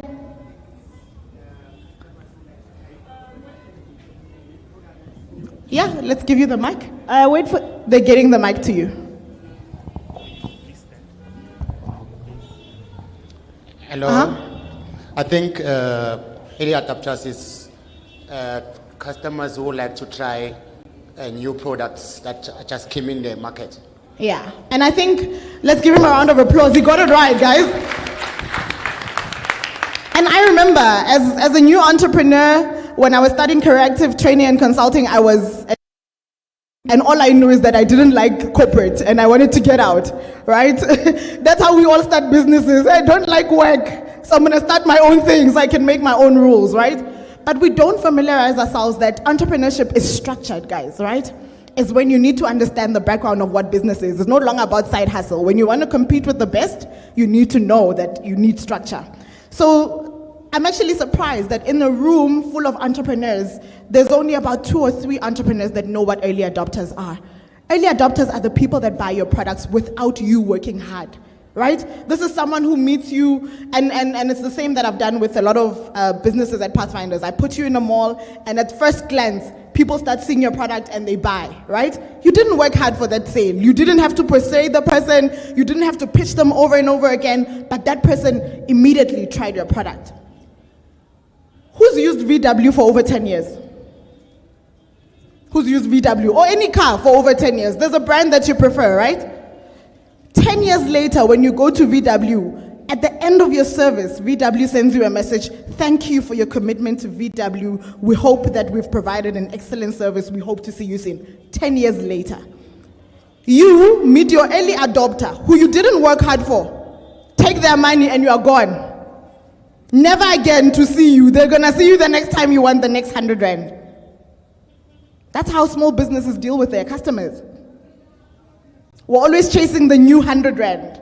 We can't retain the old one. We're always chasing the new 100 rand. Early adopters, guys, I want us to maximize using them. These are people that you didn't work hard to acquire. These are the people that you need to work hard to retain. And I can't speak about sales without speaking about early adopters. Because guess what? If you're the one selling your product, obviously you're the business founder, right? Why should I trust you? Because you're the one who needs the money. But who am I going to trust? The customer that used your product. So my early adopter is the one that provides a review. They come back and they talk about how using my product has been great to them. Customers trust other customers, right? So there was a lady that actually mentioned that she's got a problem with people trusting her, right? If you are the one selling the product, you are the one who founded it. You don't know your disadvantage. Like, where's the feedback there? But if I'm a client who's used your product, I can rave about your product. I remember when I did a masterclass in sales, they said, turn early adopters into early ravers or influential ravers. These are the people that go on social media platform and say, hey, I bought this from Tepo. It's been amazing. Tepo, I'm definitely coming back, right? That's what you share as a business. That becomes your selling point. Make sense? Are we all on the same page? All right. Another thing that I actually want to talk about is half of the time when I'm listening to people talk about sales, we talk about a unique value proposition, but we rarely ever talk about an MVP. So there's UVP and there's MVP. MVP is minimal viable product. So let's laugh about our stories. I'll tell you a little bit about my journey. So I am in corporate. I studied, my background is in psychology, and all I know is that I want to make an impact, right? And I say, you know what, I'm going to resign and I'm going to take all my savings and I'm going to start a business. Okay, I resign, they give me my money. There I am, put all the money in the business. This is the first business that I ran, and that's when I realized that I was in trouble. Took all the money, started going to schools, marketing, no business. Money. Where's the pocket? The pocket is decreasing. It's costing me money to drive every day. It's food on the road and everything. 2 years later, I have no clients.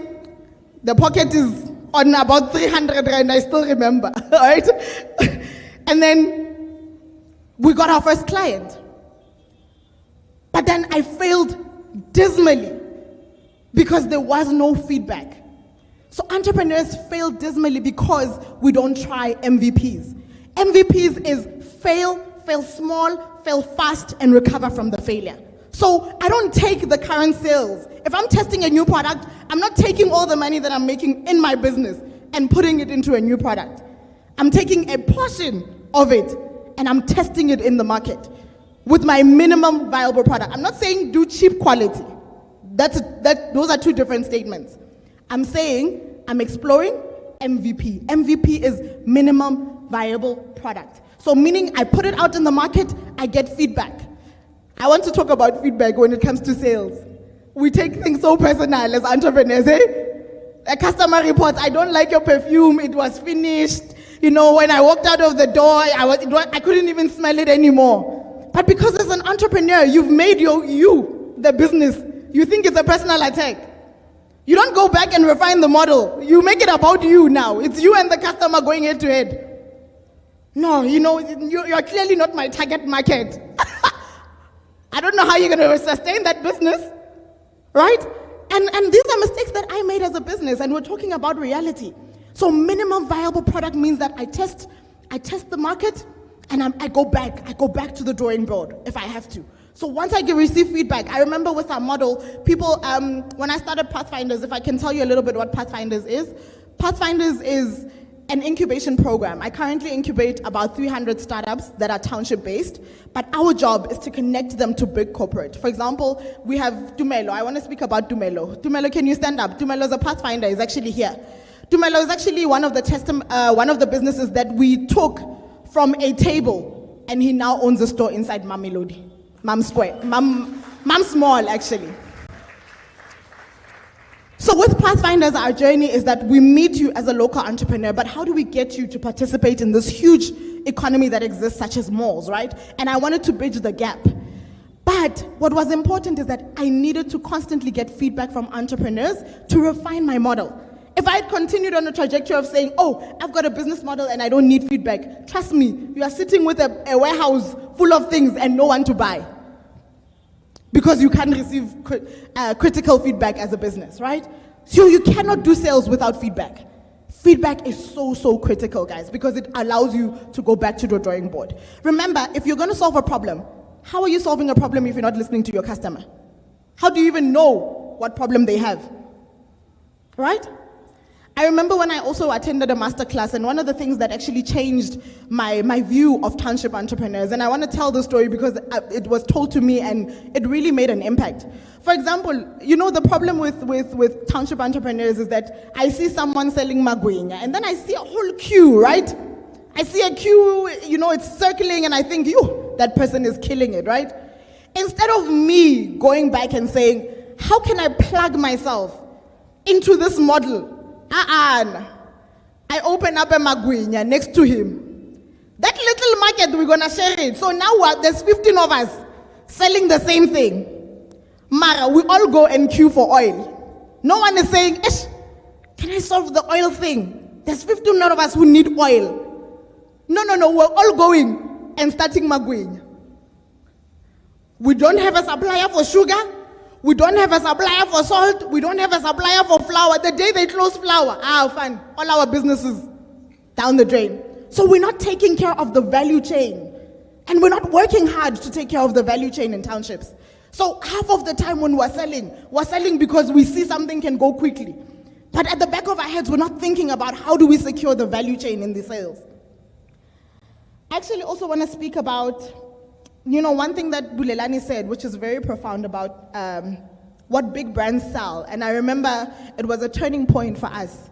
Big brands don't sell as much as the problem and all of that. Yeah, you can do TikTok videos and show your customer, what it is, what it takes to make the product, but the customer is not really interested in that.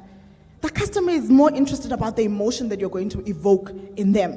Because remember, the problem is attached to an emotion, right? When you have to stand in a queue, do you know the pain? When you see that queue just appear, when you come into a mall and you want to use the ATM and you see the queue, what is the first emotion that you experience as a client? You just want to go, you want to go back, right? That's a pain point. Your customer buys that emotion. You need to evoke that. So when someone, years later, when someone asks me, what do Pathfinders, what do you sell? I say to them, we sell hope. That is the emotion that I want to evoke. Because I'm somebody who takes someone who was operating from the back room of their backyard and I put them inside a mall and they've got a brand and I can turn that into a franchise. That is a local story. That is what hope does. Hope goes from one entrepreneur who used to be the sales, the accountant, the everything. You know when you are 7-in-1 in your business and you are alone, you are the delivery guy, you are the accountant. When they want invoice, you are also, you are the sales department as well, right? But I take one guy who used to be 7-in-1 and can now create employment for 7 people locally. I sell hope. Let's talk about Coke as a brand. Coke doesn't sell the bottle or the drink. Coke evokes emotion, family. When they do an ad, they show you a bride, they show you family sitting around enjoying and sharing a bottle of Coke. That's why their slogan will move for enjoy every moment, right? I was actually asking about Nedbank, right? Look at Nedbank. Nedbank is a financial institution, but their slogan is, what is their slogan? Money experts who do good. Good, when you do good. So by virtue of being with a bank that does good, you want to do good as an entrepreneur. They sell that emotion. I remember when we started with Career Active, I'll tell you the day we came up with our slogan. We were driving around, right? And we were reading slogans on billboards. I was with my friend and we were driving around and we were reading slogans and we were saying, ABSA says, today, tomorrow, together. Spa, I still remember we parked in front of Spa and Spa says, life is good or something good, but it was about good. And I'm like, it has to be three words that are powerful, right? And I remember with Career Active, we said, we want to involve a little bit of play. Kids like playing, okay? And then, we've got the last word, right? We want to deal with, we help people discover themselves. Okay, discover is one word. And then we were like, but we need another one that is serious. And our slogan is work, play, discover. Right? We help you discover yourself. We integrate a little bit of play. But most importantly, we help you figure out the world of work. Right? With Pathfinders, buy local, buy hope. So instead of you considering your money as just buying the product, you're actually purchasing a piece of hope. Make sense? Half of you guys, if I had to ask you in the room, what are you selling as an emotion? So when we talk about your story and you're pitching, people want to hear, what are you selling? Where's the business going? Right? The founder, the story behind the founder. Why did you start the business in the first place? Now we need to move from you just hustling to make the next 100 rand to saying, can I embody this business and this model?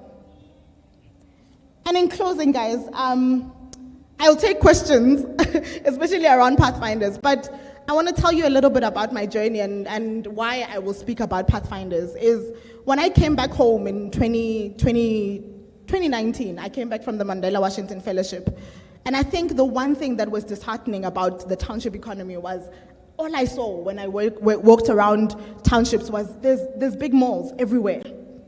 But the first question I had to ask myself about Gotemba was, why isn't that we don't have locals that are participating in this? So I would call random franchises inside the mall and I would ask, who owns this franchise? And they say, the person sits in Cape Town. I'm like, why are we okay with this? Where's all the money going? Clearly this money is not staying in the townships. And that's the question that we need to be asking ourselves as entrepreneurs. As much as we're selling products, I need a product that can change the trajectory of the township. Where is the money going? And so that's how I founded Pathfinders. I started it with a business meet and greet. It was just saying I needed common people that I could have conversation with. I remember I did it at a church, right? I said, let's do a business meet and greet. And I wanted to meet up with businesses. And everybody just sat around and we just started having conversations. I remember go Jubilee Mall when I was told only 2 locals participate out of a 500-store mall. 500 stores. And only 2 are locals. That was a pain for me. But this was a story that I could speak to a lot of people about. And when I say hope is now when I can tell you, I've changed the trajectory, go Jubilee Mall. Right now, go Jubilee Mall, every single month, I've got 15 to 30 entrepreneurs that go inside the mall and they trade. Right now, I'm looking to acquire stores.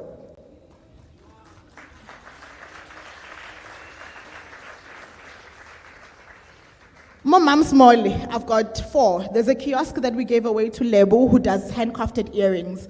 There's also Dumelo, Baba Classic Cat, who's got a store. There's Beauty by Shanti, and there's also Skin Dirt Tattoos. These entrepreneurs all own shops, which were supposed to be space for retail properties.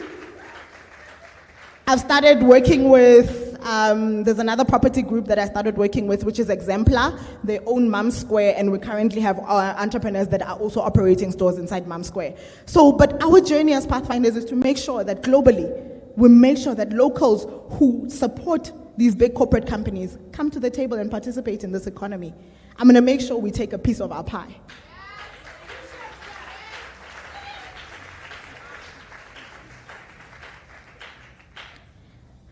In closing, guys, I want to remind you that big brands don't sell products or problems. Big brands sell emotion. They sell hope. They sell, family time. They sell problems that we experience day to day. And you gotta attach your business to a story. You can't sell to people who can't relate to your story. And most importantly, use the people who are exactly the demographic that you're looking for. And I think that goes back to what I was saying to a lot of entrepreneurs, that don't be the one selling the product. Find the people that can be relatable to your customers. If your target market is that mama who has an issue. I remember, for example, when I did the MVP for Career Active, there was a critical question. We used to say, I market my products on Facebook. They're like, yeah, school kids are on Facebook, but who actually pays? The parent. So I don't need to be on Facebook marketing to the kids.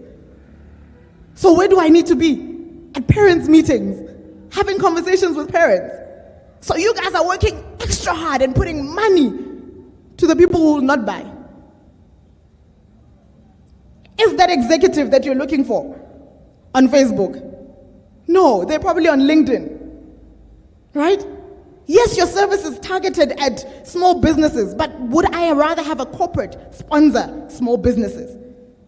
Am I selling to the right person, and am I using the right image of that person to sell to the person that I'm appealing to? On that note, guys, I'll be taking questions. Thank you so much.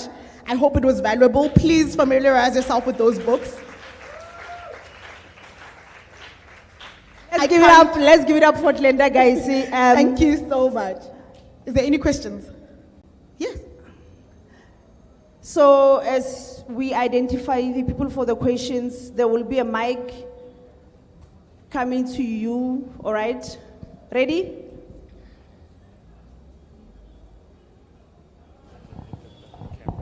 Which one? That one. Good morning, everyone.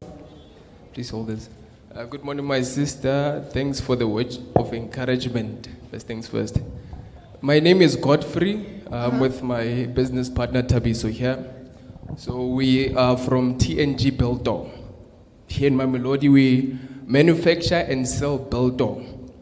The problem that we have now is acquiring a stall at a mall. We have all the relevant documentation, everything that might be needed. If we do not have everything, I believe that you will assist us in telling us what is needed. So I was asking, how can we get inside a mall? Because we were in talks with Tony Regional Mall, but marabara betilaga bomb. Arbetilaga bomb. So negabutsa and my sister since only knowledge ya hore ka tsena byanga mara body mall, or even if it's just a stall or a shop. Can you please assist us in getting a space there? Thank you. Yeah, well, definitely. Come become a pathfinder, man. I'm constantly looking for businesses that I can empower. But I want to go back to a couple of words that Bulelani spoke about, right? One thing that we do very well as entrepreneurs is we're great at coming up with ideas, right? But we rarely ever take time to study our customers or who I'm going to sell to, right? Let me give you a practical example. When I quickly walked into discussing space and participation of local businesses to malls don't want to deal with individuals. Remember, a mall is at a scale where they're dealing with 300 stores that pay them 30 to 40,000 rand a month.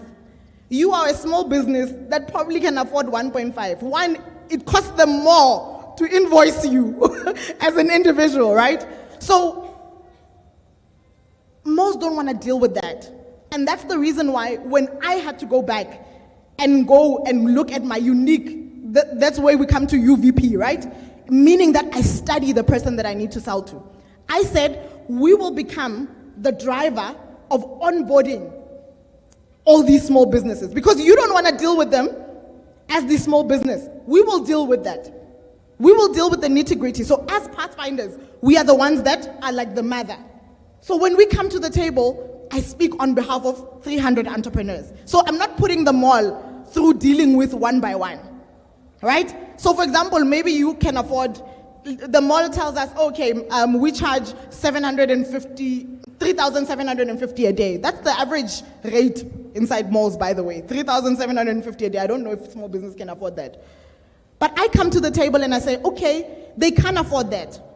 So if for the day you were going to charge us 15,000, right, for 10 businesses, how do I take the 15,000 and I break it down into 15 or 20 businesses that can give you the same amount of money, but now you're dealing with the mother company, which is Pathfinders, and I will then take care of the admin of the small businesses. So I invoice you, right? I invoice the small businesses, the mall invoices us as Pathfinders, and then we deal with the mall. So should there be any issues, I come as the mother. So I keep you accountable as the small business. But the mall doesn't want to deal with 15 of you having to go around saying you didn't pay us 1.2. They're already dealing with 300 stores that pay them 40,000, right? That's too much work. But the other thing that I had to explore was policy, right? What does policy say? You guys only know about the comrade thing and what. You know when something is being built, they show up and they say 80 has to stay in the community. You know them, right? And they put up boards and whatever. But I came to the table and I said, well, companies have a responsibility towards ESG, right? Enterprise development. How do I show up to the table speaking about enterprise development, but it's something that speaks to them as a mall? So the responsibility then says, I understand their policy and I've studied what they're looking to do as a company and I show up as that. So I'm not going to use the same pitch when I'm speaking to Nedbank or a mall or whatever, right? I'm going to speak different languages to the people that I'm pitching to. So most importantly, businesses make the mistake. You want space inside the mall. You want to speak the same language to all of them. The mall sits down and like, okay, this person can afford 1.2. It's too much work. We don't want to deal with that admin. But makes sense, right? But you're not saying, by empowering me, I can employ 5 people who stay local.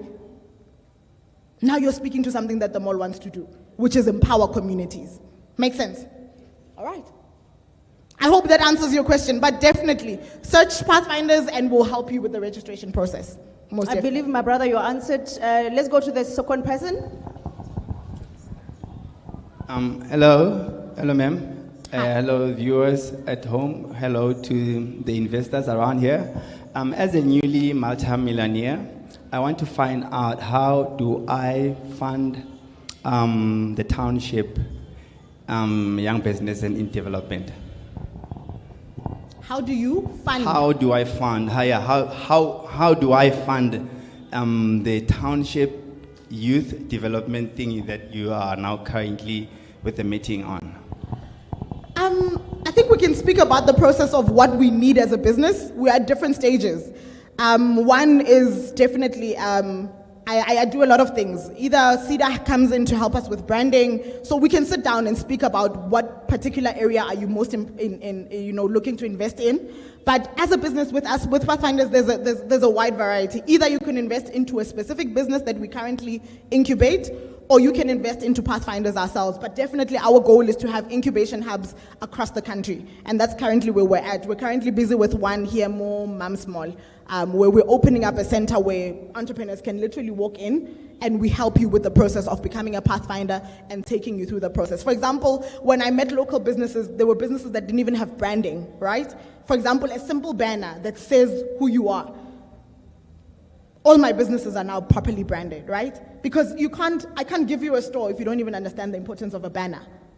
How are you going to manage a storefront? Right? So there are basic principles that you need to understand about operating inside a mall, which is our curriculum, and we teach you that journey. So definitely, if you're looking to invest, you can be specific. Do I want to invest in a local business, or do I want to specifically invest in an area in Pathfinders? Because our areas are diverse. There's branding, there's business registration, there's acquiring stores. So there's different stages of the curriculum that you can invest in, definitely. I think I said 3 questions, right? Are we going to take the last one?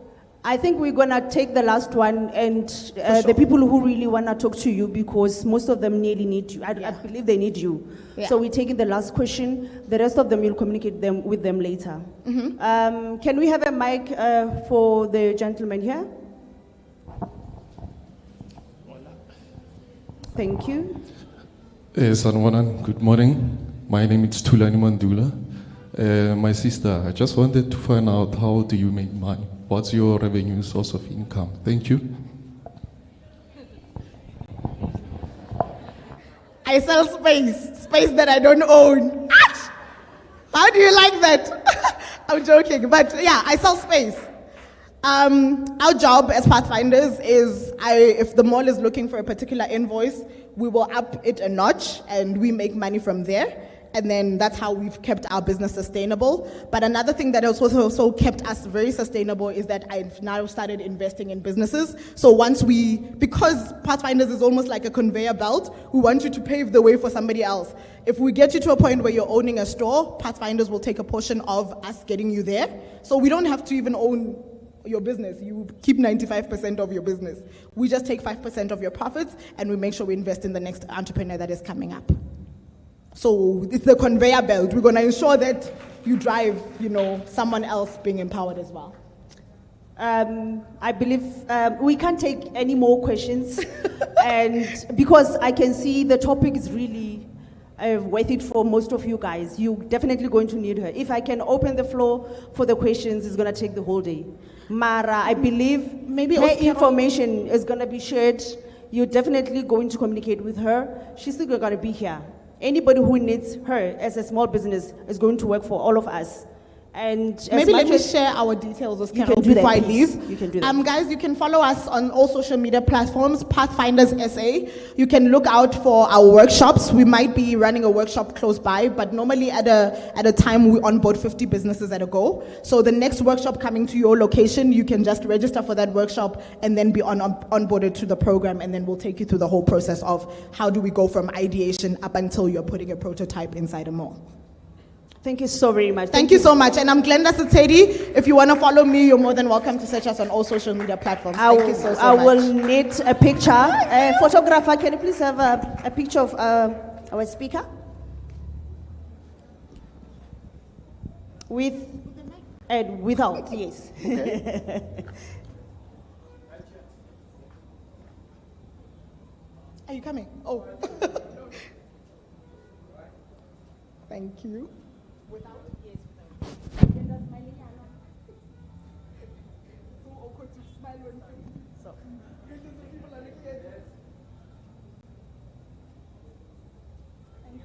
Thank you so much, Glenda. We have a gift for you. You know us. We are operas. Guys, Glenda, thank you so very much, guys, for our speaker. And I believe the information that she shared, as I said earlier, is that our speakers, everything that they're going to share here, as much as their story is personal, definitely you're going to gain something. From the information that she just shared right now, most of you need it because you have a business. Bulelani always say, sell something. It doesn't matter what is it, but sell something. So when you're selling something, you need that space that she's talking about. Thank you so very much, my sister. We appreciate you. Right now, we are about to go for networking. That moment that I was talking about. This is the part where you're going to connect. You're going to get people that you're going to work with. You're going to get people that you're going to get product from. You're going to get people that are going to encourage you. You're going to get, motivations. So, row number 1, hali shift ditilo, hali shift aliring.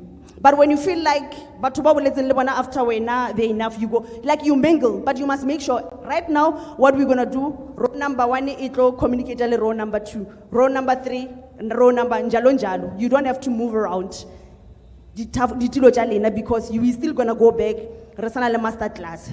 So right now, you are going to network with the people that are here for business. The reason why you're here, guys, is for networking.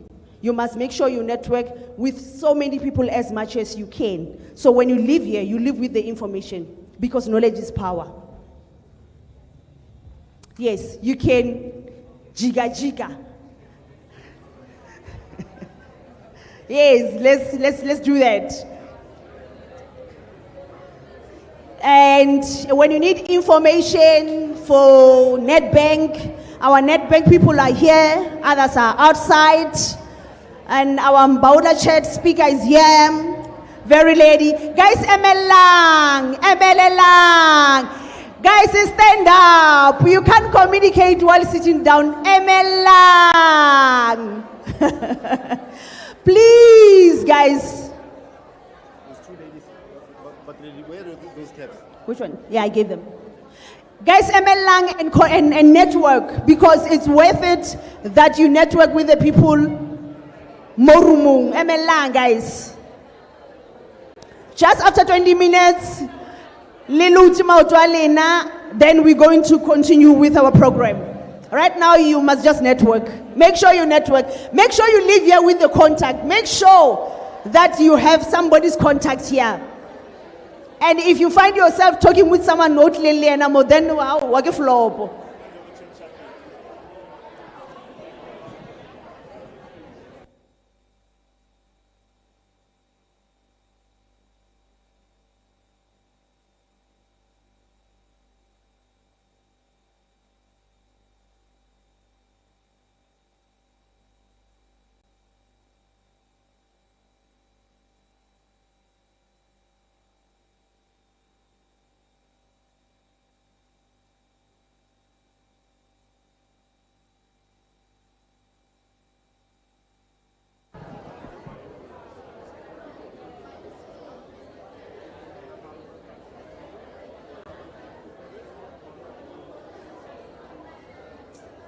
Our guys, networking.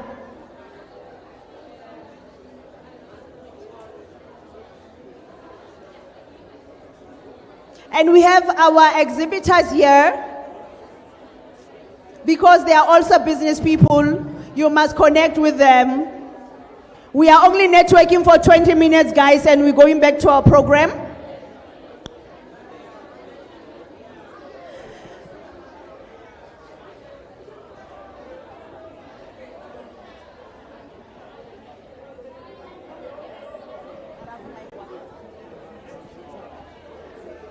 Guys, our program is going back in the next 20 minutes. Just make sure you network with somebody. You network with the exhibitors as well because they're here for business as well.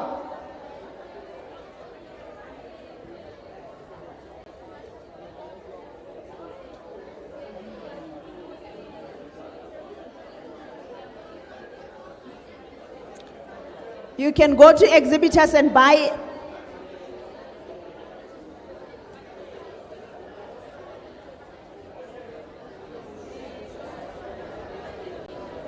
And we have net bankers, net bank people here. When you want information, you can go at the back.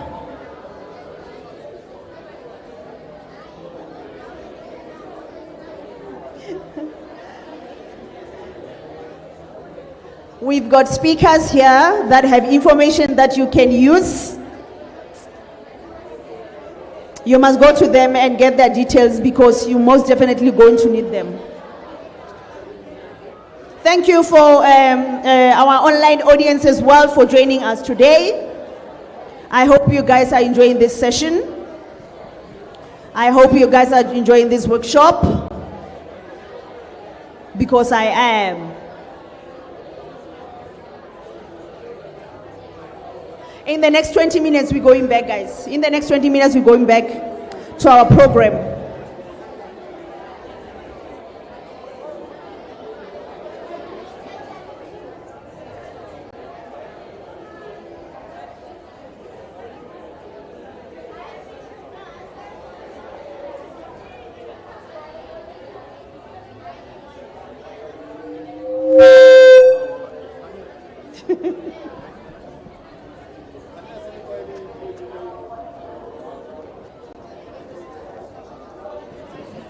You can go to the exhibitors and buy, and go to our stakeholders and ask questions about the businesses. You can go to the bankers. We have net bank bankers at the back.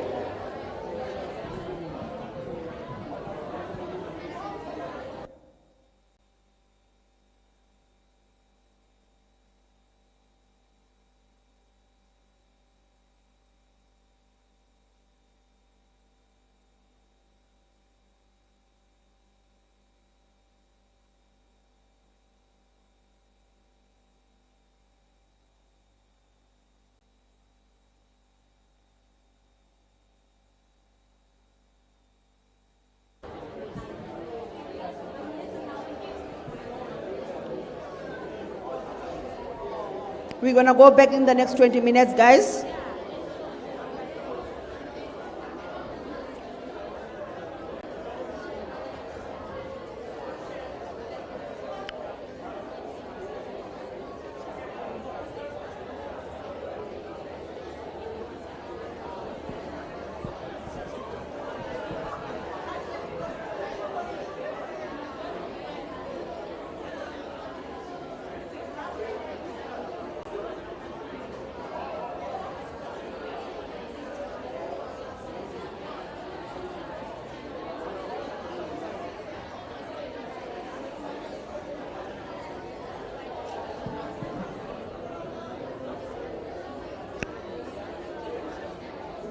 You can go to the exhibitors and buy.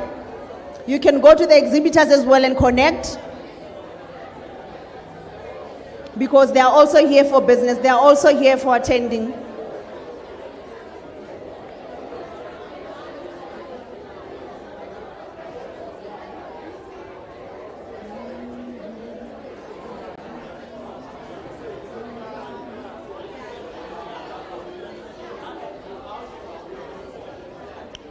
You can check the Mustang stand. You can go to all the Mustang stands. You go and check and communicate with them.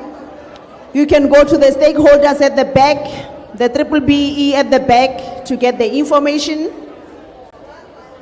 You can ask questions from our stakeholders. Most definitely, you're going to get the answers you're looking for. You can go to our bankers. They are at the back outside. They're definitely going to help you.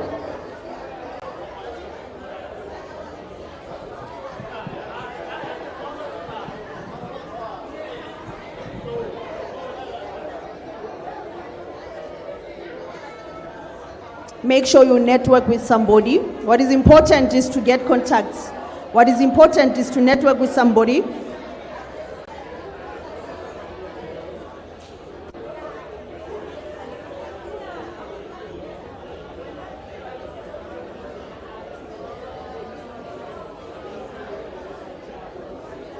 You are doing great, guys.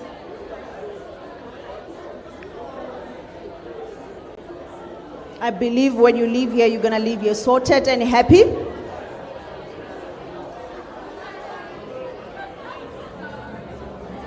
I believe the reason you are here, you're going to get what you are here for.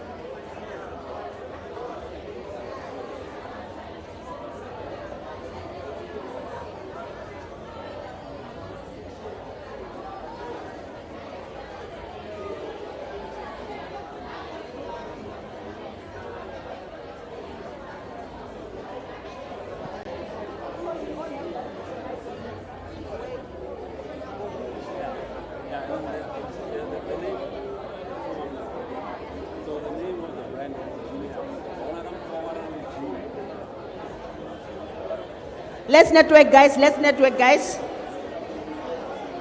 We're going back in the next 7 minutes or so.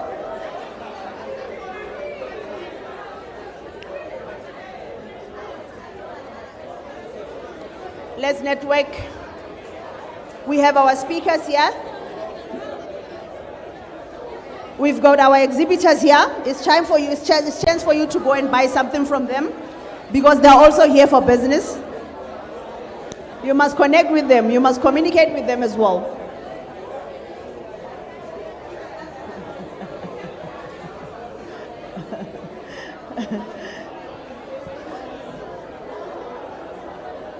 You're doing great, guys. I love it. I love it. I love it.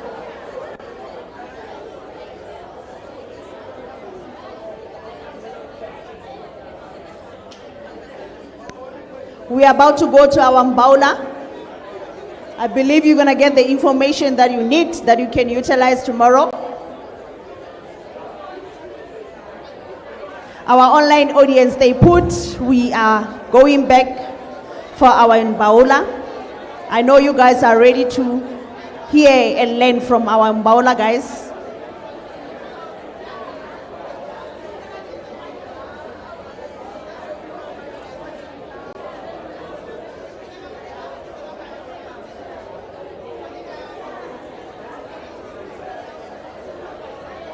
We have our NetBank guys outside. If you need information, you can go to our NetBank people outside. If you need information, you can go to our Triple BEE outside at the entrance. We have our Mustang here, our partners. We have Brand SA here. All information that you need for small business is here. If you live here without any information, then I don't know. But make sure you get as much information as you can. Make sure you communicate as many people as you can. Make sure you've got someone that you're going to do business with when you live here. Yes.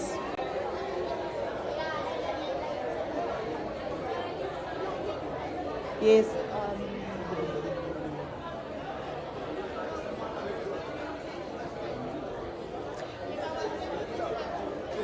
We're going to go back in the next 4 minutes. I believe you are wrapping up I believe you're wrapping up the connection. I believe you are wrapping up the networking. I believe you are wrapping up the network session.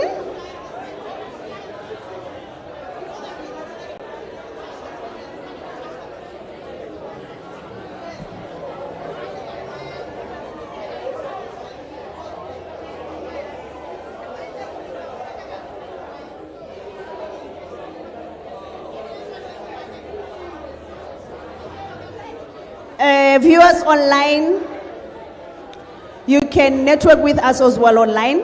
You can ask questions. We will answer you, our viewers online. You can ask questions. If you have a question for our speakers, if you have a question for us, you can just post those pictures. The questions will come back to you. Will definitely come back to you because you are also important to us. Your engagement with us is very important. We really appreciate you, our viewers online. We appreciate you. Just send your questions to us. We'll definitely answer you. If you have a question for our speakers or you need information for our speakers, we will definitely send the email or the link or whatever you can utilize to get the information from our speakers. I'm talking to you viewers online because you're also important to us. And we appreciate you for guys being with us in this beautiful weather.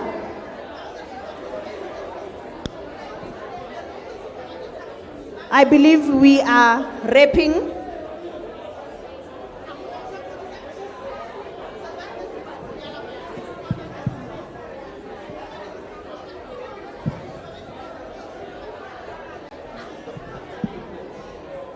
We are wrapping.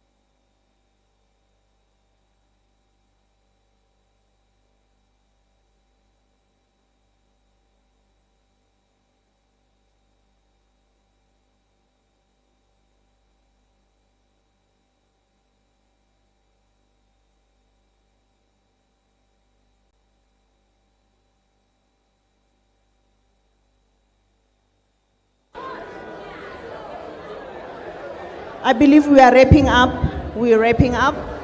You're getting as much information as you want. Whatever information you need from Glenda, you're gonna get it.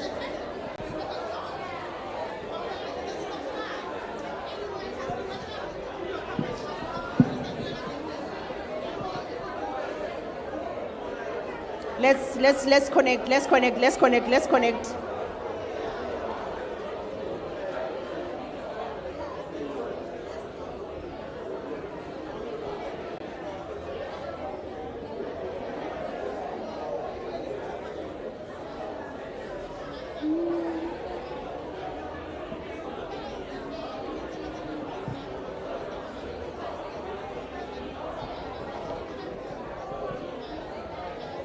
We are about to go back to our Mbawula. We've got our Mbawula speaker in the house, ready to share information with you guys.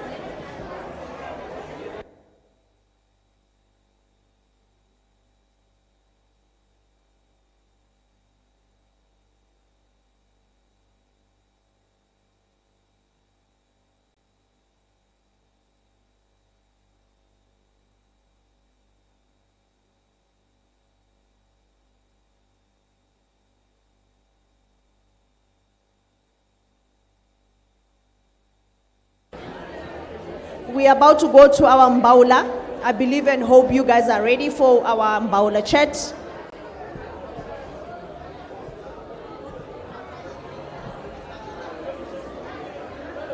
And I believe you guys got enough information as you needed.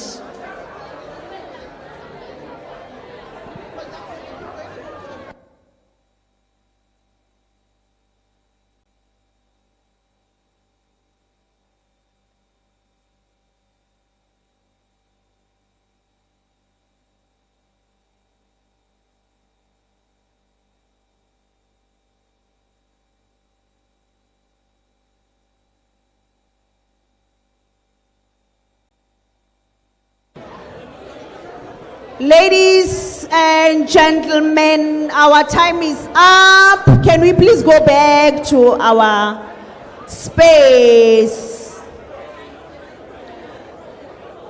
Ushers, please help us to bring back our people to our space to come back so we can attend to our Mbawula Chat. Guys, please come sit down, come back inside so we can go back to our Mbawula Chat. Ushers, team, please help us to bring people inside so we can continue with our program of the day.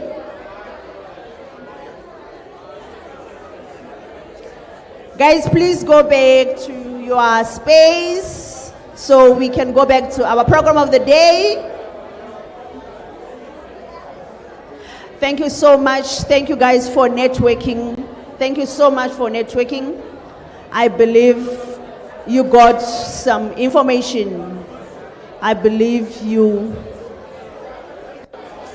going to utilize the information that you got from your fellow entrepreneurs. And I believe that it's worth it. It's worth your time. It's worth your energy. Guys, please come in, come back in, please come back in so we can continue with our program, so we can go back home with as much knowledge as we can. Let's attend to what we're here for. Our Mbawula is very important. It's part of the program. Everybody else needs to listen and be part of it.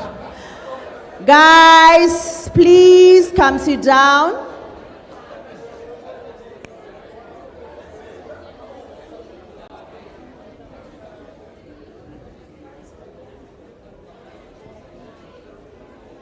Everybody, please come inside and go back to your respected space, so we can go on with the program of the day.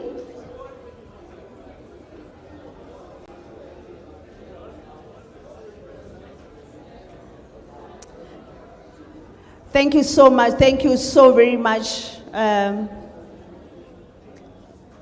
for going back to your space, guys. We appreciate you working with us. There we go. Now guys, let's go back to our program. And I hope and believe that this session was very important to you guys. Hopefully you benefited something from it. And the people that you network with them here when you're networking, you're definitely going to work with them. You're definitely going to benefit from each other. Right now we are about to go to... First, before we go to the program, let me see people who say they really network with people that they are going to work with, really working with, not just to keep the contact in the phone. Because the network is very important. Guys, please, make sure that you use the contact details. But I'm going to ask at least 3 of you to tell me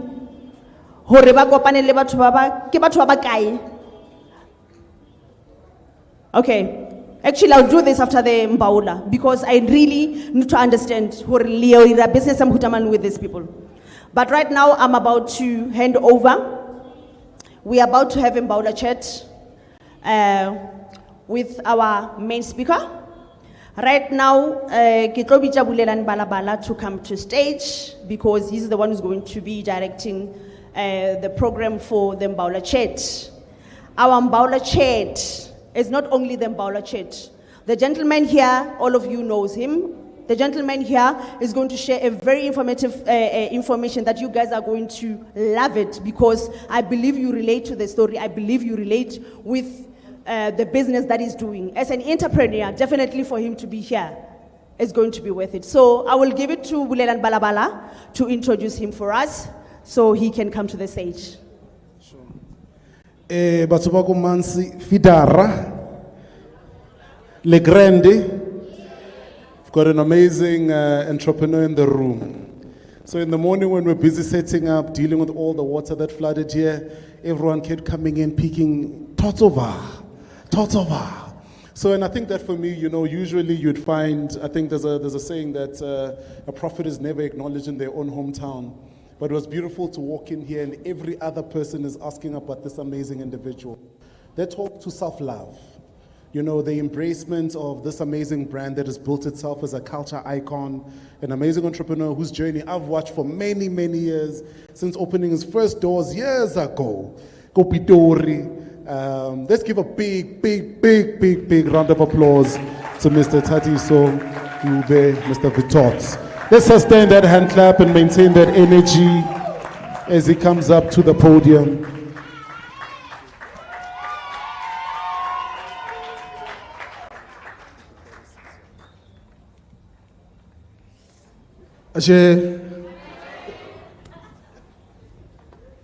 So we've got this. So we got his bio, but normally, and let me explain Mbawula Chat game. It's a fireside chat where we bring and invite business leaders that are disrupting in their various spaces, that are doing extremely well, because we understand a couple of things. For the success leaves clues, and in his journey, if you follow the journey. It's an overnight 15 to 20 year success, which then says that it takes time to build a credible brand. Things don't just happen. But wafugoza, you put in the effort and you put in the time. But as if we don't know him, I don't know him, I'm not a fan of the brand, I don't consume the product. Let's give him an amazing opportunity to introduce yourself to the people, as if we don't know you. Hi everybody, Nagena Tatiso Dube. Mamelodi stiga mugarense. Sure. I'm 35 years old. What else? Anyway, so yeah, I'm the founder and creative director of GalxBoy Clothing. For those who don't know, I basically started the brand in 2008. I was in high school, matric. Basically, negira di keeper for the chomizaga. So, nernali krunya na go school on the rit pizza di cheese boy. So, negi print the keeper the cheese boy, ridi aparaga, casual day, etc. So the rest of the school ended up wanting those t-shirts. So I was like, okay, let me actually sell these t-shirts, you know. So I think one t-shirt was about $60 to make. So every day I used to get 20 rand from my mom for lunch, go school. So 3 days I didn't eat, get jama roto, then I rescue buses or niggas baise. I got niggas baise 200 or 250, somewhere there. So from there, you know, step by step, I started selling 3 t-shirts, 4 t-shirts, 5, etc. But at that point, I didn't want to start a clothing brand. I was just selling t-shirts in J. So even the money that we made, so, because at that time, being from the township, there is no information about what's happening in the world. So I always thought only white people are the only people that can own clothing brands, etc. Because like Adidas, etc. So I never saw someone with my skin color that owns a clothing brand. So later that year, I think I discovered Ama Keep, and I found out it was a black guy. I was like, hey man, so this thing is possible. So from there, I started doing my research. So I think my favorite brand at that time was Nike. So I went to research Nike, where they make their clothes, why their logo is like this, why their slogan is like this, why, everything. So I researched Nike for a bit. Then I got Feta Metrigi. And then, the brand I had at that time was Cheese Boy. Then Selagaire Ibiza Cheese Girl to accommodate the ladies. So then I figured, no, man, Mara Nike brand one. So when I leave it all alone, I want to be on my way. So what am I going to do? So I need to put these names together. So I got, okay, Ergire Cheese Girl X-Boy. But I thought, okay, let me go back to Nike. I said Nike case study. Let me go to Nike. Nike is a 4-letter word. So when on the name of my brand is 20 letters. So this is probably too long. So I said hold research area or whatever business you want to do. There's people who've done it before you. So you go check all the clothing brands. Nike is 4 letters, Adidas is 6, blah blah blah. So that meant I need to reduce the letters in my brand name. So I went back to the drawing board, Cheese GalxBoy. I'm like, okay, let me cut the cheese. That was a cheesy. It ended up being GalxBoy. Okay, this looks good. From there, we created the logo and everything. So I guess Tomo developed a brand demola. So fast forward, I end matric. I think I told my dad, can you go sound engineering or something like that? Because I used to also DJ in high school. So I told my dad, can you go sound engineering? I'm supposed to work half. So I ended up doing internal audit, go taxi, because I was actually good with maths and accounting. So I did internal audit, go taxi for about 2 years. Kaira 2 years.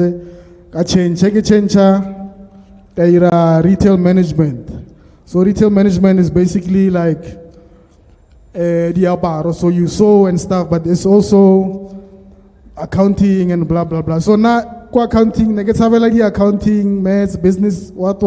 Can I get retail? These are the things. So I did retail management for 2 years again. But while I was doing that, design, researcher, building the GalxBoy brand. I met a lot of people. I met with Anati. He's like a singer. I don't know if you guys know him. I met with Anati. He basically showed me the internet. None says the internet. So he showed me the internet. I was like, yo, what's going on here? So I did more research. I discovered the brands that Louis Vuitton, Gucci on the internet. So I researched more on that. So Anati introduced me to another world. Then I met the owner of Ama Keep Nkosana. I think it was 2011 or 2012, somewhere there, while I was going to school. So eventually, as these years go, I was growing a bigger passion for fashion. So it's growing. So end of 2011, I decided, no man, next year I'm not going back to school. 2012, I'm not going back to school. I would tell my parents, I have this other business idea, clothing brand, GalxBoy. Can you go check out if it can work? So if you guys can allow me to skip 1 year of school or leave school for 1 year, if it doesn't work out, I'll come back, do the degree, get pass, give it normal, go spana, one shot. So the fact that I didn't want to go back to school, I had to make it work. So beginning of 2012, I got a job from Kosano Ama Keep. He asked me to start designing for his brand. I designed for him. He actually offered me a salary of 6,000 per month. So I decided, I think I was older. I was 22 years old. So I'm thinking, what am I going to do with this money? So I told him, no, I don't need the money. I need you to show me the ropes of how you build this brand, where to go, where to print, where to produce, etc. So he said, okay, sharp. So from there, I was working for skills, basically. So I was working, he was teaching me everything. Then one day, he said he's going to China to produce the stuff I had made for winter. So I told him, can I come with? He said, yeah, but you have to come up with $10,000. So I'm like, okay, sharp. I went running to my dad, hey, pa, I need 10,000. I need to go to China. He said, you need to go to China, we in China. Only passport, I get the passport, it's joke, I can't sapila, my time I'm fat jacket. And I'm a flight that I'm a lingosana. So I'm a lingosana. So basically, I was there just sitting in his meetings, you know, blah, blah, blah. Waiting for opportunity, or maybe I could actually, because at that time, while I was working for him, I was busy with my stuff. Then I get design every day. Understand? So I had my stuff ready, came as opportunity. So it was the last day, really go China. So like, I was thinking, I came all this way, nothing happened. At least I came, understand? I saw everything, what happens in China. So luckily, last minute, he was like, so do you have your designs? I'm like, yeah, I have them. So he told me to give them to his factory to make me samples. Then from there, they did the samples, we went back home. Then yeah, from there, everything is history. It's a long story, guys, so I'll just keep it short for now. So, yeah. Yeah, basically, we gave them the samples by the producer, then we came back home. I think I had a 1-year contract with Ama Keep. They fell like about September, November, so. So the contract ended. That's when I actually got the samples from China. Then from there, that's when I decided to take GalxBoy seriously and actually go register it, go CIPC. Yeah, GalxBoy was registered in 2012, end of the year. Kaya CIPC ka register, kaya gudi kaya ready trademark, kaya register logo ya, kaya gudi ka ba kinyo ko ba ready for what's coming, you know what I mean? So that's when everything technically started in 2012. Yeah. Round of applause. Energy, people. You know, I want to segue in what you were saying now, right? I mean, in 2012, when you decided to be ready, was it because there were customers or there was something in you that said, Iba ready, in fact? No, it's, you know, when you start something, you see yourself as, when you start something, there's already someone who's doing what you've done before. So if today I want to start a bank, I want to net bank.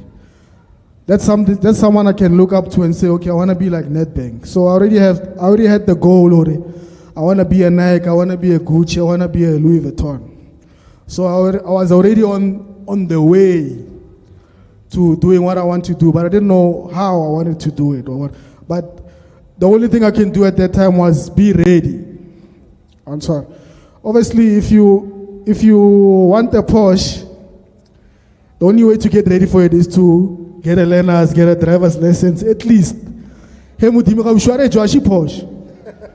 Mara witu reila wa prepare next. Wansarotora witu reila gaite. So when I started, I just decided, no, I have to be prepared. Anything can happen anytime. So yeah. But now the second thing, I mean, from your intro, you talk about you are offered 6,000, but you don't take it. What was the logic behind that? Because, I mean, a lot of people would have taken the money because of that situation. I mean, you're young, that money could have done a lot of things. What was the thinking behind that? I mean, I just figured, what is 6,000 going to do for me? You know what I mean? Get there and there's more value in getting knowledge, you know, especially so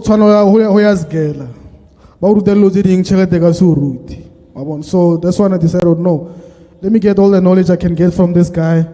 This is a once in a lifetime opportunity. What is the probably go to the brass and then I don't learn anything at the end of the year. So I just decided, let me get the skills. empower myself, get the hoodies, then move forward with that knowledge. I mean, in all the things that you've done in your entrepreneurial journey, especially in the early days, is there one or two things that stands out that was a shock?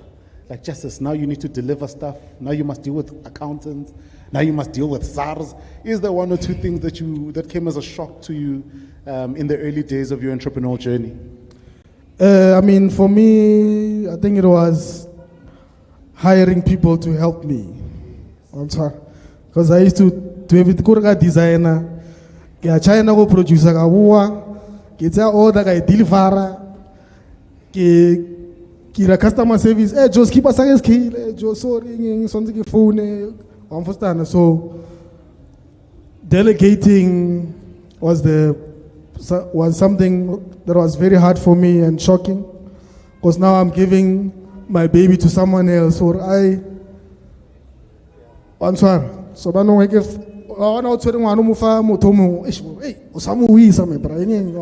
so for me it was very hard, but eventually you have to let go, guys. Oh, focus on your strengths. Then compliment, then from there, that's how you build your business. I mean, entrepreneurship in itself is tough. It's got its ups and downs. What has kept you going all these years? The goal, my brother. When you start, you have a goal. That's the only thing that has to keep you going. I'm sorry. The goal is for me, because my goal when starting GalxBoy, I wanted to be a Zara. Go to a shop, selling everything for everyone. Affordable price. So that's my goal. So whatever I've been through many hurdles. I think we opened our first shop in 2014. Go Hatfield. Opened the shop in Hatfield. Nezama Shapo. I think for about 3 years. 4th year it shut down, closed down. Reason behind that is that obviously me, I could make the clothes, I could sell the clothes. Those are my two strengths. But the business side of things,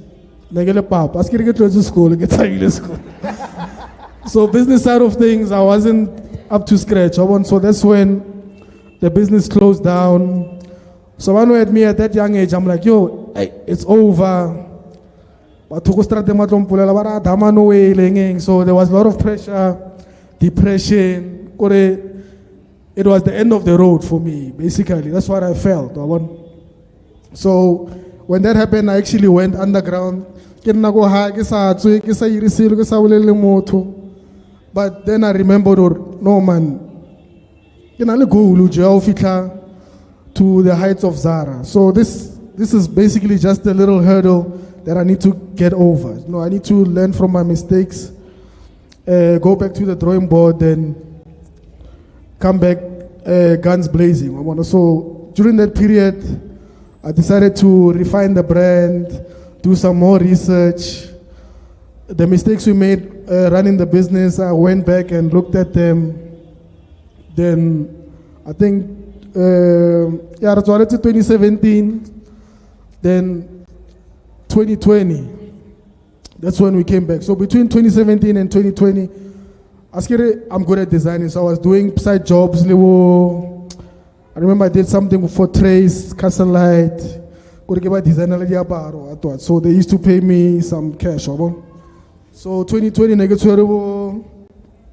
70,000. So 70,000. China, I got 70,000. It's already design. How many t-shirts can you make for me? The manufacturer, we can make about maybe 400, 500 t-shirts for you. I'm like, okay, sharp. They delivered the t-shirts. Kabula website, they developed a website. COVID, we can't go anywhere. Website.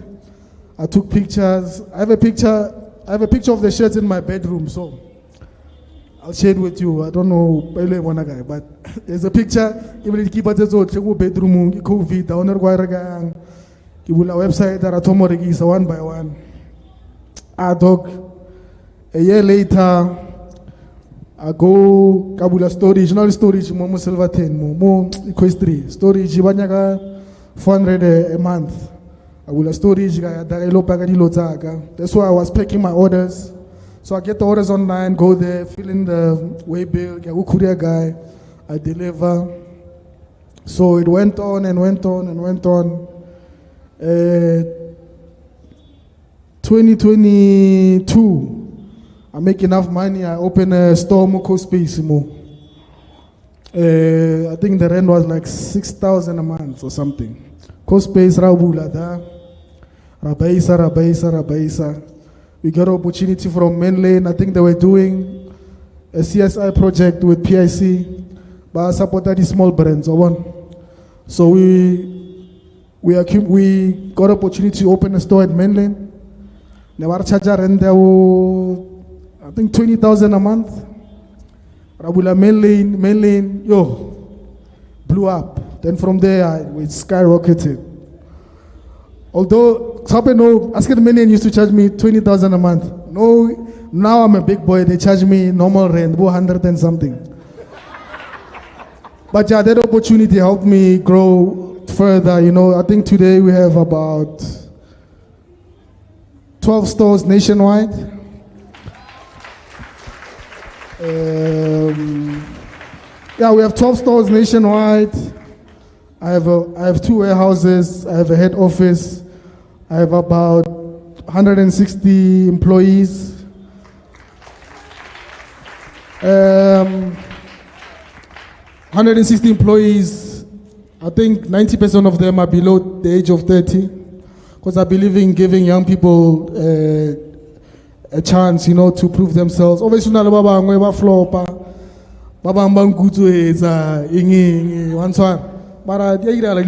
long as Nagu feel opportunity, if home goods what disappoint or disappointing, because loss is a loss. That's why there's insurance and stuff like that.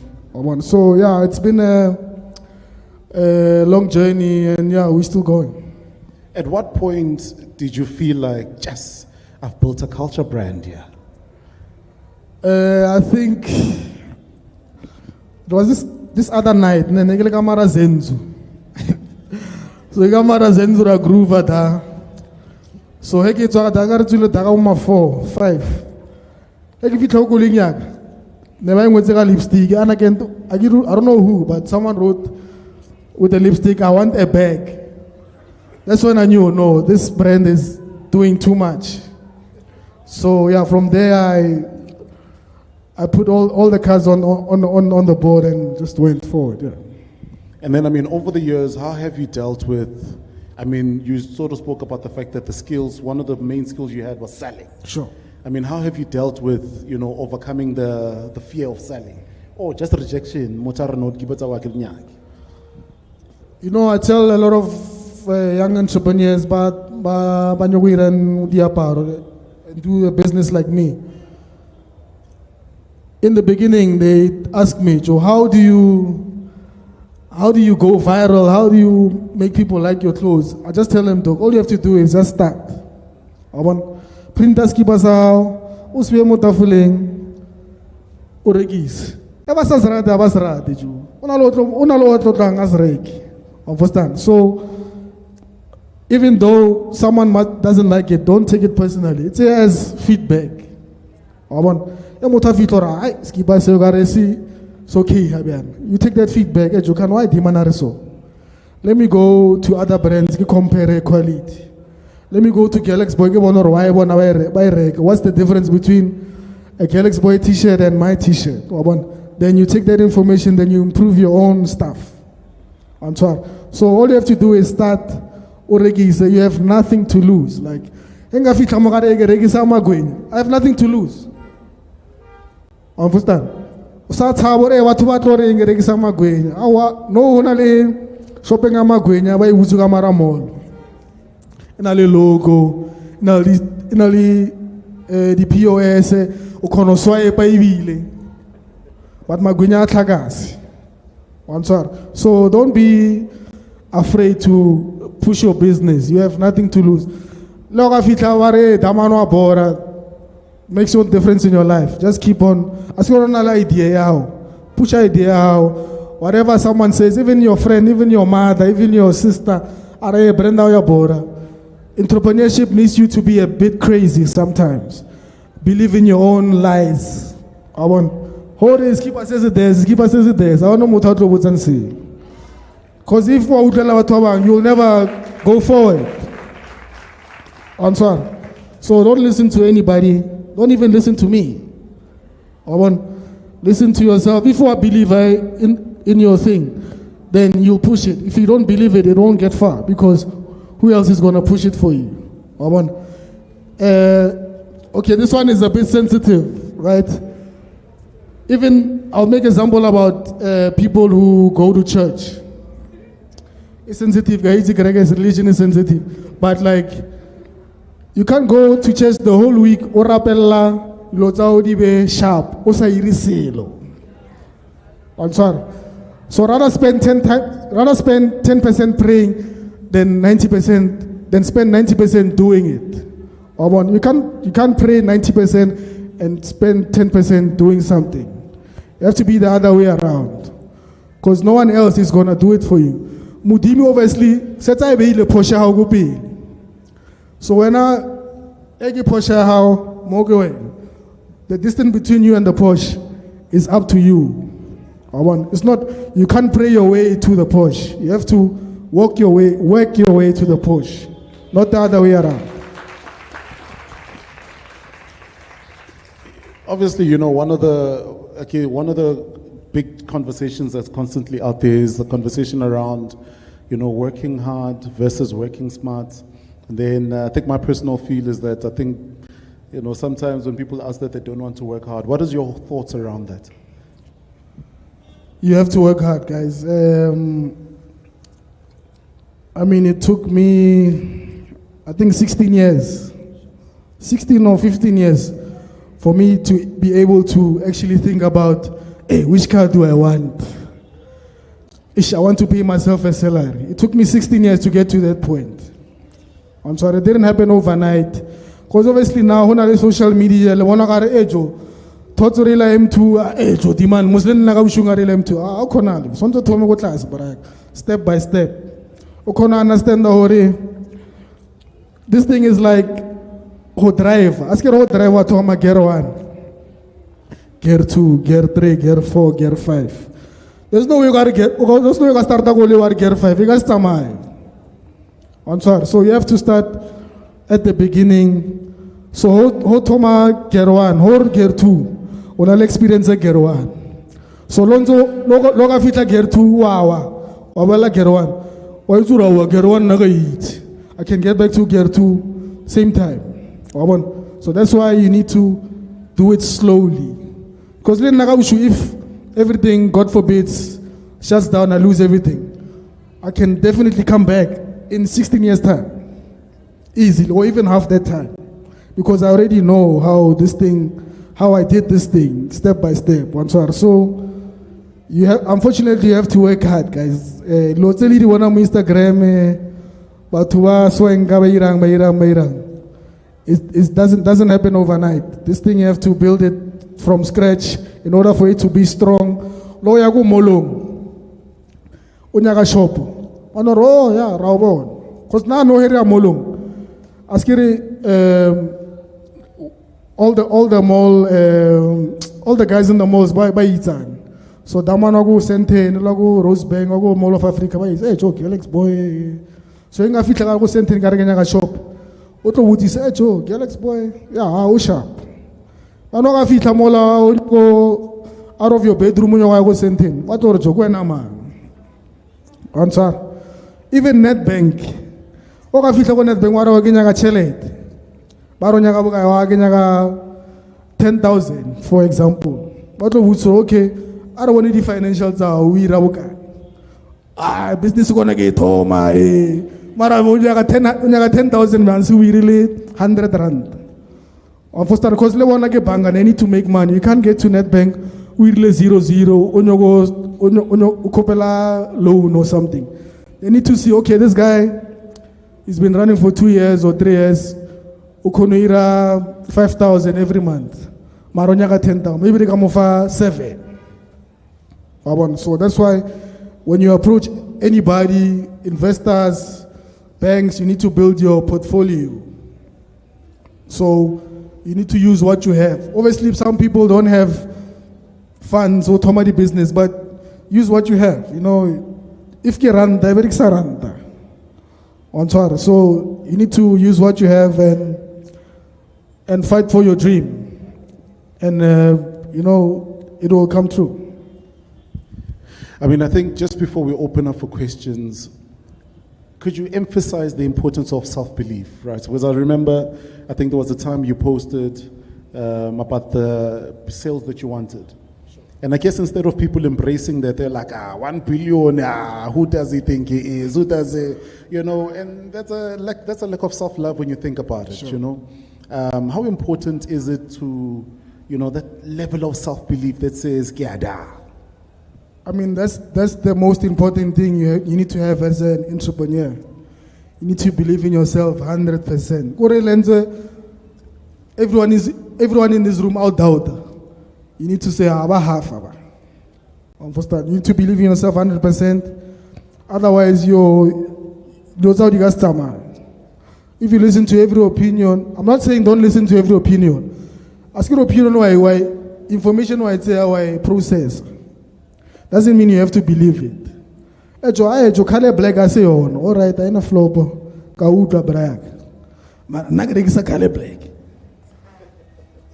So, and also in this generation, why I still pursue to build my brand is that I want to show people where I'm from, this thing is possible.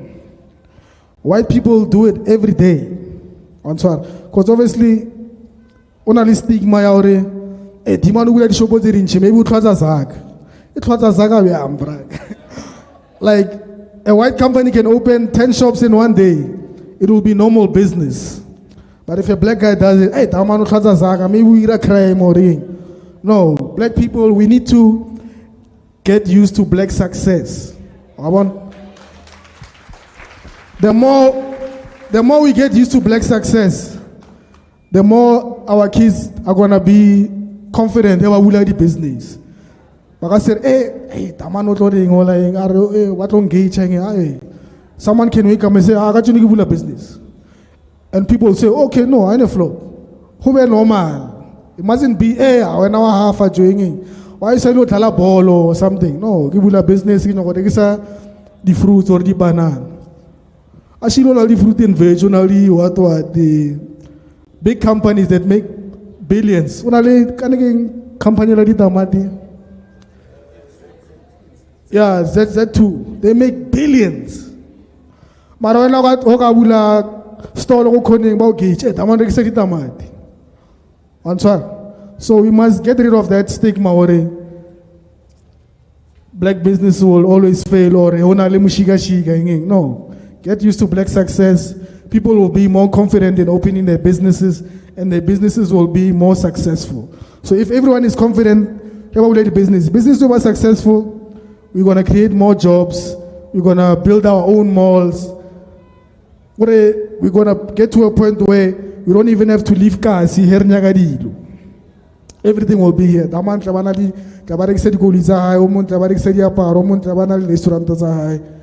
Etc. I'm sorry. So yeah, man, just let's get used to black success. Let's start how we do the business. There's nothing to lose. Start today, start now, start all young. Unnagoena dausa patele rendo sa patele anything. Upila mahala. Start today. Upilo ukana wapila untu uira business. You know, don't sashani salota go strating. Sushi. After 10 years, we are already cigarette every thing.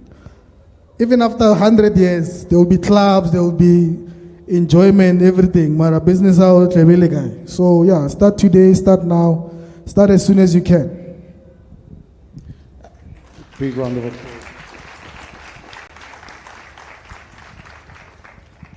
Why is it important that when we start businesses to consistently think brand? You know, because I think a lot of the guys, we start stuff, but we just think of selling, no maini. There's no big appetite in thinking brand. At an early stage, here you are thinking about trademarking, thinking about registering this thing, being ready for this big thing that ends up happening in the next 5 or 7 years, you know? So why is it important to think brand as opposed to just selling, Jay? You know, that's a good question because Mokasi, there's a lot of people who start businesses, né? But they don't even have logos. Mutu ira di patlo, patlo sa di monate. Mara heba monyaga, choki ko alamano mongwe koneng. Understand? That's the main problem. Because ho tsa ho ya go town go meleng. Ho nya KFC, why is KFC? Ina le daman onje. Logo ya McDonald's la itse ke red and yellow. Aske la itse ba botse logo ya McDonald's. Logo ya STS la itse. So when why how thoma branda dijo o sa iri logo? Because the industry you're trying to get into, all those big brands have logos. I say how mamang ba sa McDonald's. Hey, you go McDonald's, I say go koneng, hey McDonald's da shi na le logo ingeng. So starting a brand, dog, logo, first and foremost, libito. I want KFC, you know, Kentucky Fried Chicken. You saying Jabu's patlo, hey. Libito lele sharp, like askero nyoko when you started a food brand, sonzo otepie mo liging ya KFC. That's your goal. I want to compete with KFC, McDonald's, etc. That's where you need to see yourself. And that's how you get there. So if you want to only KFC, or if KFC banaling logo, livito, they have a certain color. Okay, I need a logo, I need a name, I need probably a certain color. Maybe that's what works in the industry that I'm trying to get into.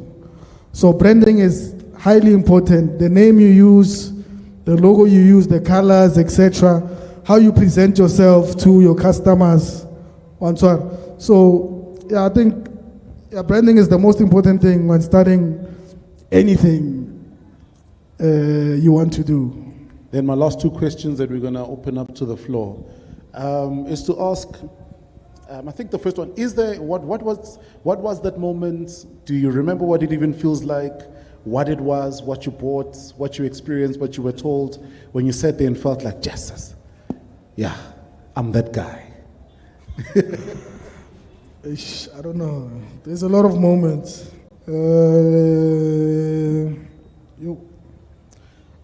I don't know, bro. That's a difficult question, bro.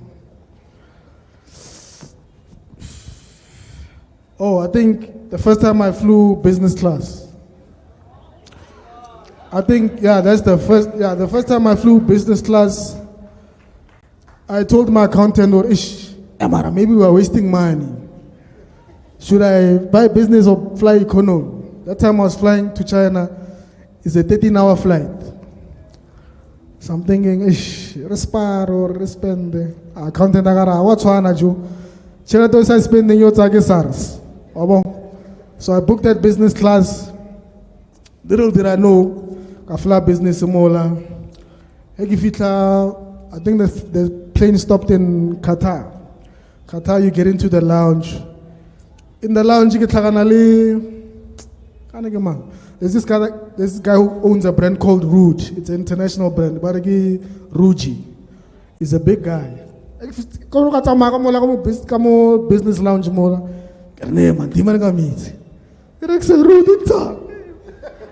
Hey, he greets me, we take a picture. I took 100 pictures on first time. So I was thinking to myself, dog, if I didn't book that business class flight, I wouldn't have met that guy. So every time after that, I was flying business class everywhere I go. Next time I flew business class, meet Russell Simmons in the business lounge. I think the other time I met Floyd Mayweather, you know what I mean? So invest in yourself and everything will come to fruition. My last question would be, you'll answer it later. I mean, what impact you want to have in sector and industry you're in and how you want to be remembered. But you'll answer that later. Anyone who's got questions? Just 5 people. Okay, cool. I've got the lady there, Pumi. I've got the gentleman, just 5. I've got the gentleman in front here. I've got the lady there. I've got the lady here. Okay, let's start with those for now. Please give the mic to Pumi at the back. Yeah, please give the mic to Pumi.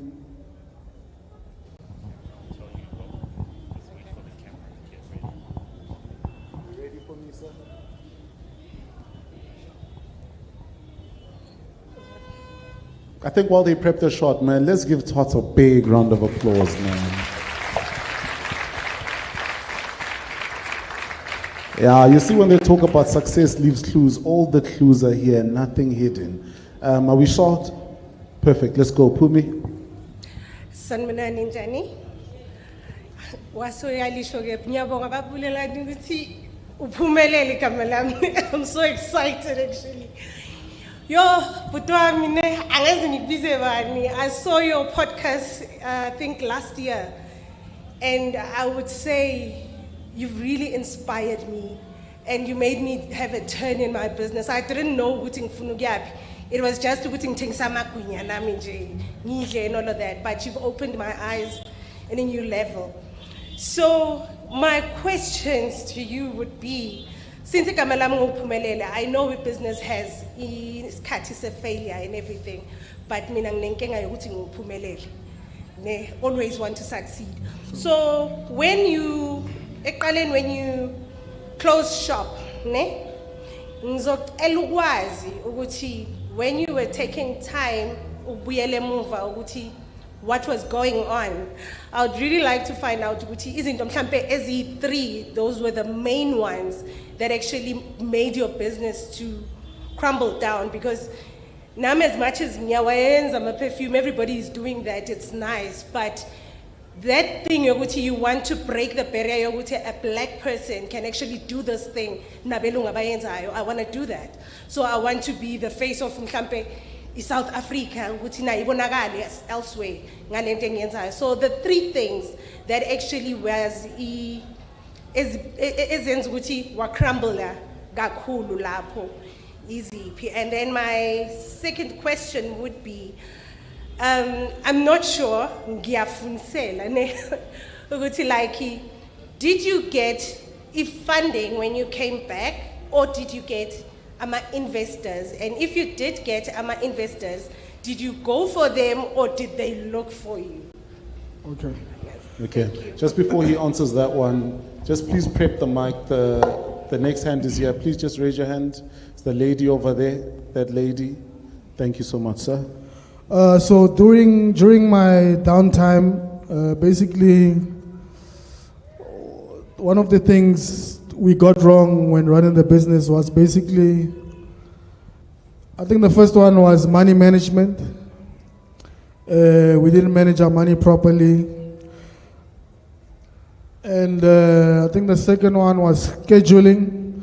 Because obviously when you have a shop, you need to have stock always to sell. So we were scheduling things wrong. We were ordering late. The stock came late, customers were frustrated, so things like that. So, yeah, money management, scheduling, and just a lack of skills, lack of understanding what business actually wants. You know what I mean? It's not all about selling, but also about having a structure, having people in your team that will handle certain things, so, yeah. And the second question... Oh, did I get funding? No, I didn't get funding. I only got funding when I came back. There was money I saved up from my side jobs. I put it all in my company. I put it back all in the company. Then maybe 2 years down the line, that's when we applied for funding. We applied funding. SIFA. There was a grant where I can't remember what they call it, Township something. So they gave us about 250,000. Then 90,000 of it was a grant, and the rest you have to pay back every month. basically. So, but that process took like maybe 2 years. You know, government funding takes long because they scrutinize you. Financial statements, your plans, etc. Blah blah blah. So you have to be prepared for that. Or it's not that easy to get.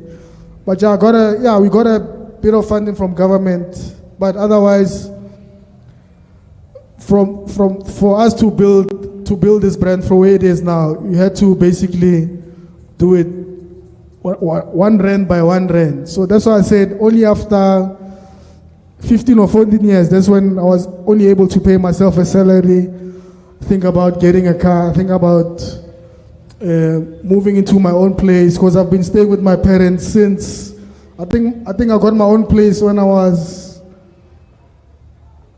got my own place 2 years ago, actually. I was 30 something. So you have to take your own time and be patient.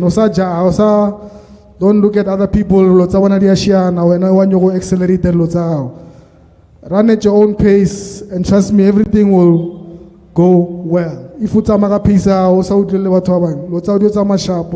I want to do this step. We are lots of nagwa, but the rendega nagwa. Don't be ashamed of staying at your parents' place. I mean, why would you want to burden yourself? So yeah, take your time and do your research. You have to do your research. If you know a top perfume brand in the country, go do your research. You know, there's things. It might not be it might not be the perfume that's the problem. It might be how it looks. It might be how you sell it. Because obviously, you need to study your people. Me, I've studied my people. So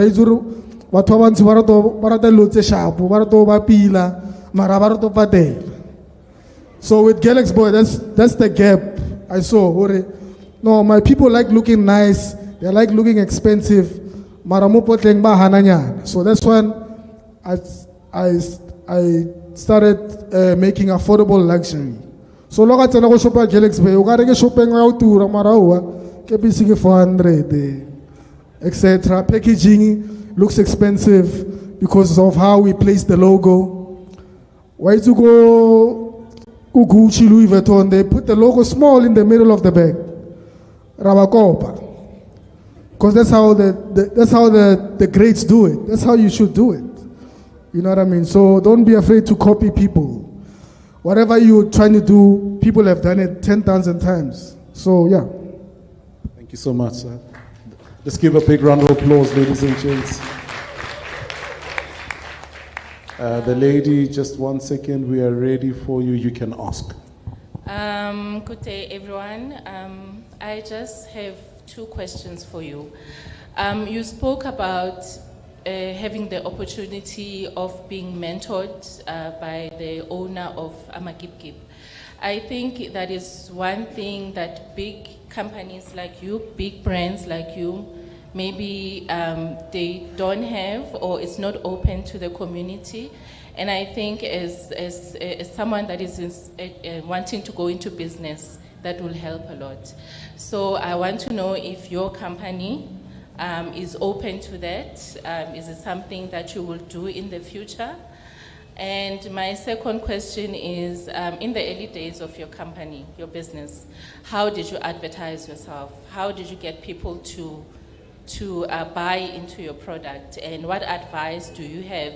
Because now we've got technology, we've got the internet, TikTok, and all these platforms. As a person that wants to start a business, how do you advise that person to advertise themselves? Okay, so thank you, ma'am. Just before you answer this one, the second hand is the gent. Yeah, it's the gentleman there. Thank you, sir. The floor is yours. So in terms of mentoring younger entrepreneurs, we are open to that. I think I'll leave my details with him, then I'll leave my email and stuff. If people are interested in being mentored or whatever, advised by us, they're more than welcome. But what I want to highlight is that if you want a mentor, you must have something that needs to be mentored. Ontswara. Osatso waronyo otoma business adi t-shirt mara, you haven't done anything, you don't know what you're struggling with. Unofitore jokobolo mentor otoma then. It doesn't work like that. So once you fitore jo, yeah, girle kipa, registered a few. I'm weak on this side, stronger more, so I want advice or navigate them. That's how you approach mentors. You must do the work first. Then when someone mentors you, they just then you carry on with your own business. So you mustn't come with an empty plate, then expect the mentor to fill it up. Because me, I can fill it up. You can say, Joe, Toma Brenda di Giba, Geshodaga 50,000, offer 50,000. Kabushu, you wasted the 50,000. So so come utile play tawele half full nyana. Then then you can make it fully on your own because it's your own journey. The way I did it might not work for you. You have to figure out what strength you have that can work for you. And in terms of back in the day, how we used to advertise our products, we use social media and events. So basically, we'd rock up at events, put the product in your face, as long as you saw it, whether you like it or not. As long as we won't GalxBoy, as long as you say GalxBoy, that's all I need. You don't have to buy the cap, you don't have to, you know what I mean? As long as you saw it, I was visible enough at the event, or more social media, as long as we won, that's all that matters. After 10 years, so why I'm saying that is because whatever happens, just post it. If you're doing music, post up in our bora. As long as we post then it's better to work on something that's outside in the world than in your bedroom. Because now we really we utilize every day.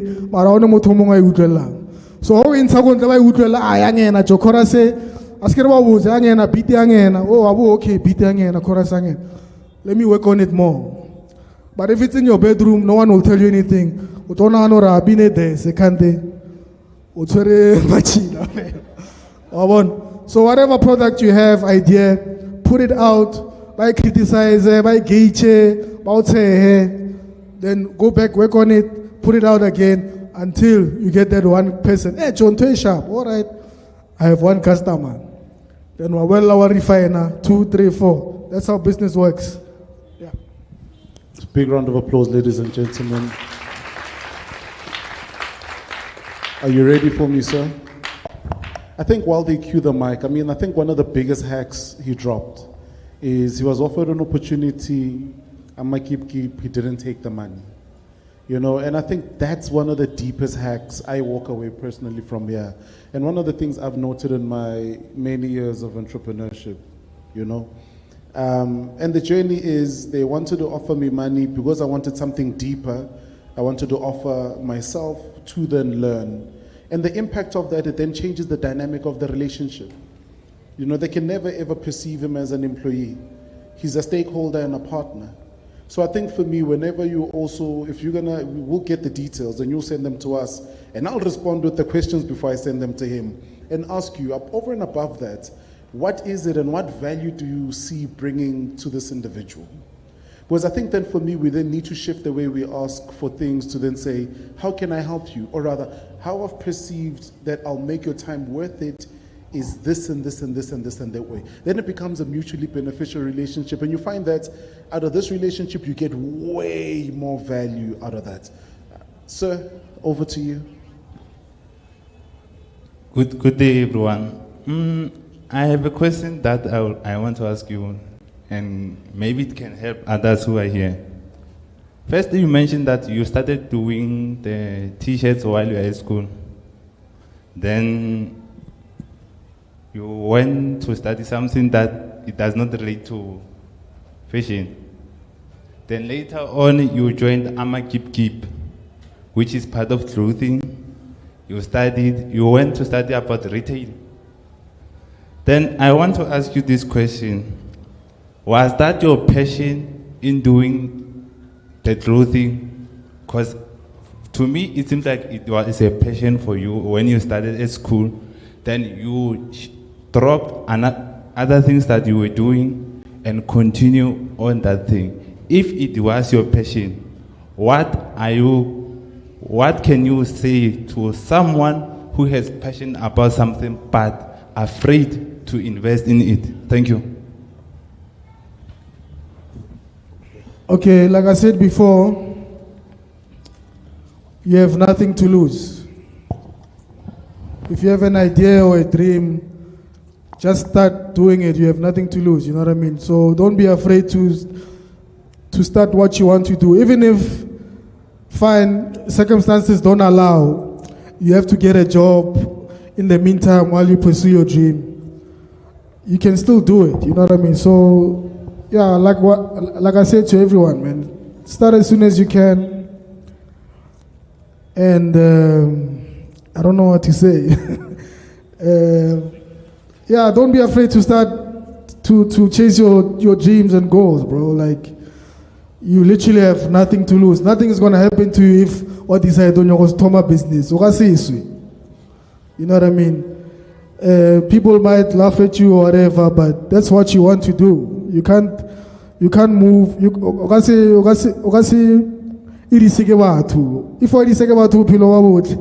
then you'll never find what is meant for you. So yeah, just do what you have to do.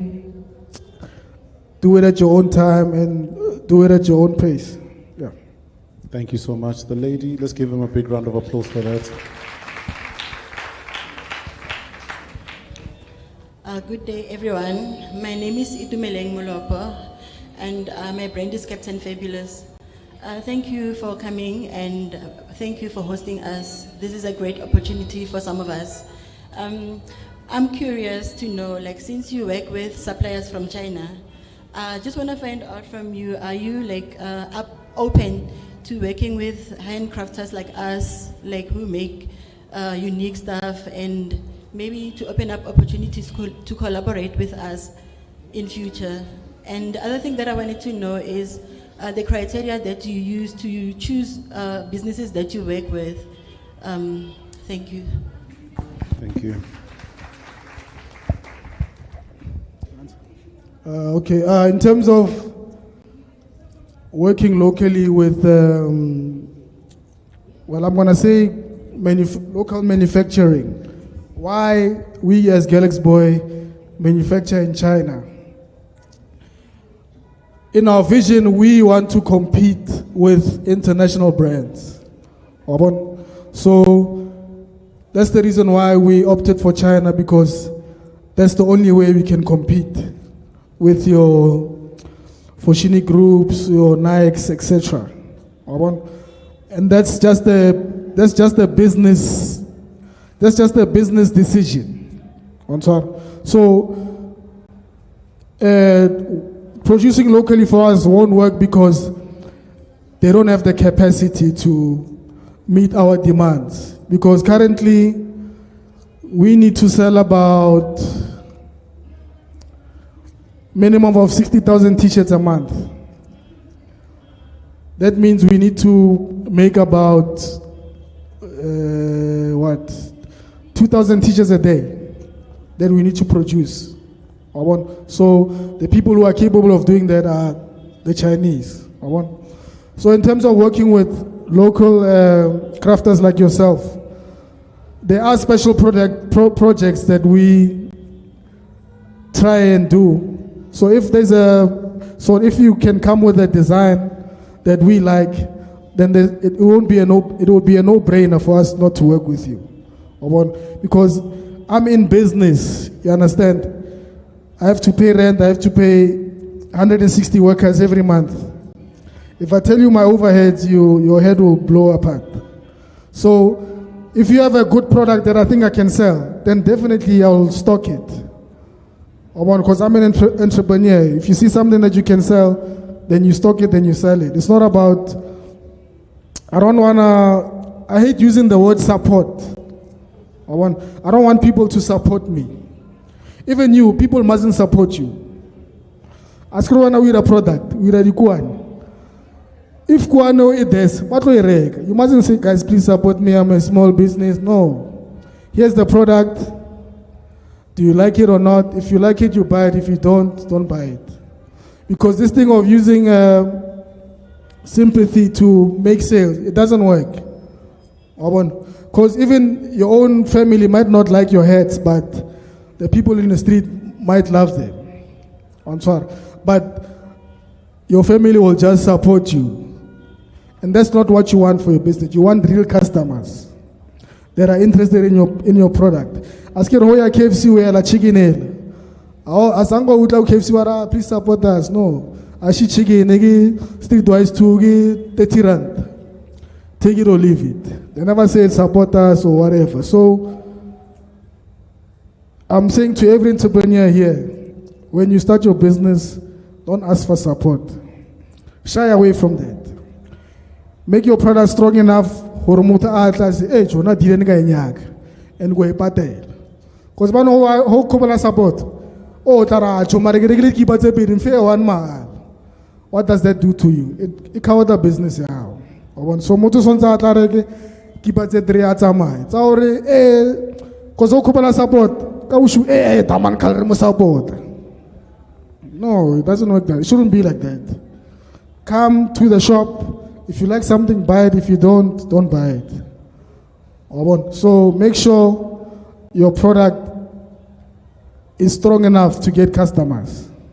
Because sometimes it might not be you, it might be your product.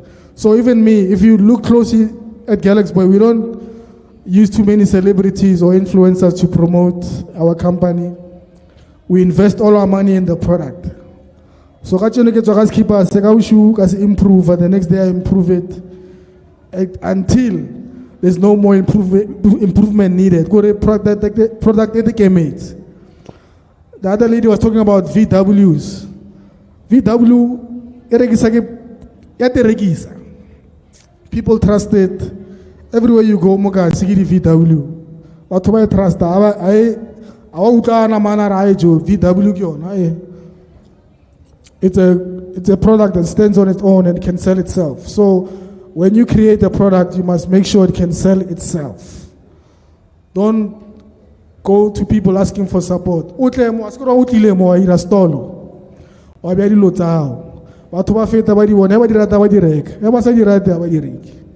And that's business. That's how hard it is. If people vote with their wallets, unfortunately.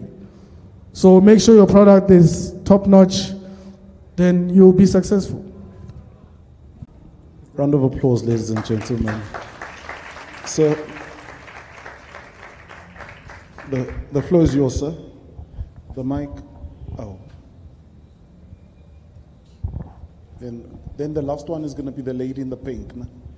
Good day. My question is simple. At what stage of the business did you realize that you need to delegate in terms of staff? And at what stage did you realize that I'm no longer an SMME, I'm now GalxBoy? Sure. I think it was, so in my company there's 3 of us, right? One guy is good with, I think he studied investments, and one guy started logistics, and me and I get to school. So obviously I'm good with the product and designing and selling. The other guy is good with logistics, and the other guy is just a business mind. So there was a point where we realized, no, this thing is growing bigger than us. So the first thing we decided to do is, you know what, let's put all the things we do every day on a paper. Then we got there was this other lady, Waira HR, I think Naspana Crocs. She did HR for Crocs.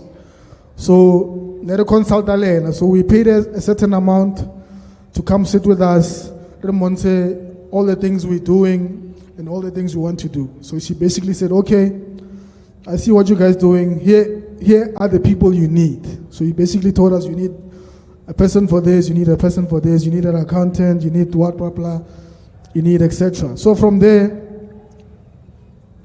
that lady helped us recruit people to work, to help us work in the company. So we eventually even poached her from Crocs. Ramopatera salary high with a bit extra, obviously. So those are the decisions you need to make in business. Although, askir wa izu business in the entrepreneur, I didn't go patel. I didn't go hire about hire 100,000. You go revere high. No, you need for your business to grow. You need to spend that 100,000 or hire a motor to see. Because maybe we're now.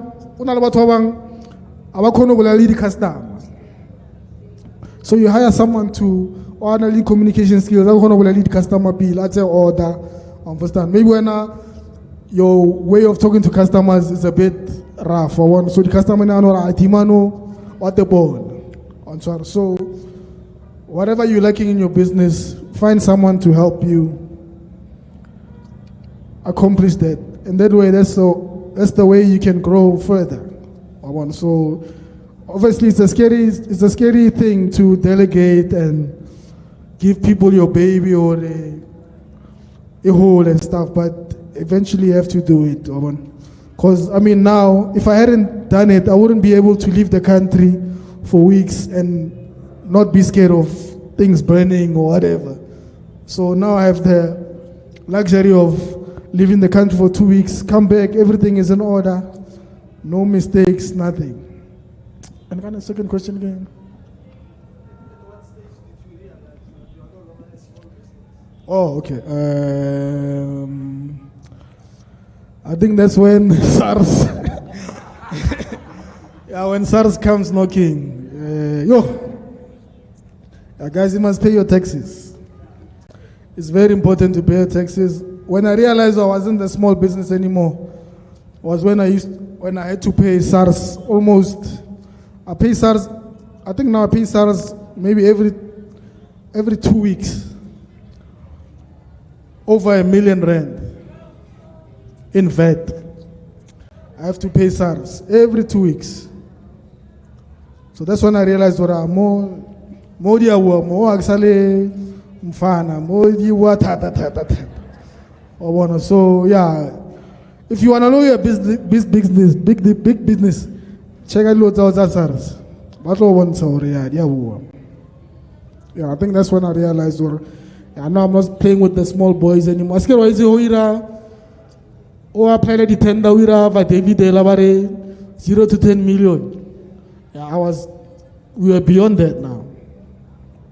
So, any advice, Patalan sir, say everything will be obviously it's frustrating to pay SARS because of corruption, government, seal or stuff like that, but it's part of the business. If you cannot snoop dogging, you have to pay the cost to be the boss.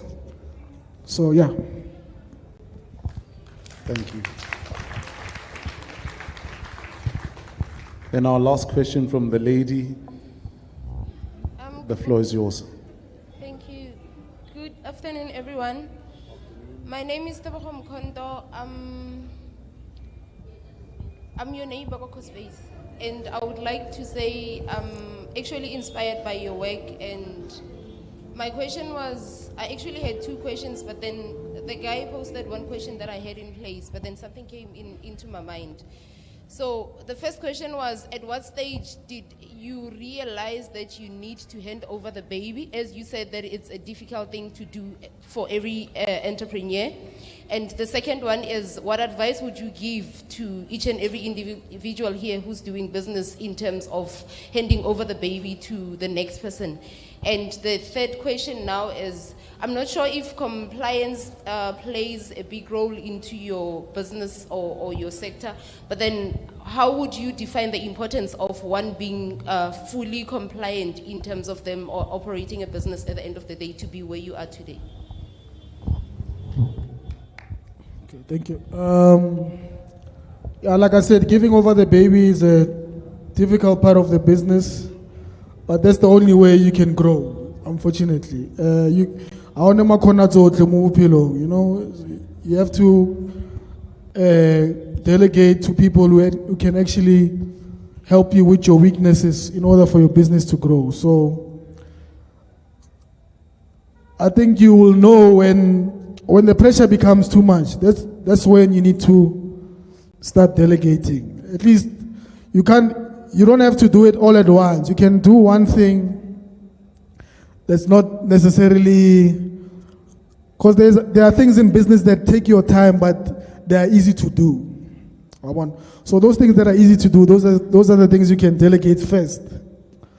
Then as you grow your business, the harder it gets, the more you delegate, the harder stuff, and etc. So that's how you do it. You start with the easy stuff.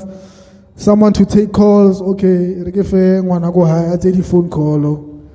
Then maybe doing deliveries, demand ready delivery, etc. So yeah, that's how you basically grow your business. And the other question, what was it again?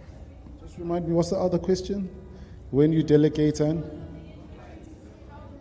Oh, compliance, yeah. Yeah, actually in my business there's a lot of compliance, as we have a lot of stores.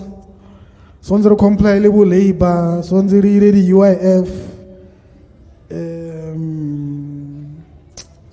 all these things. I don't know these things because it's not my job.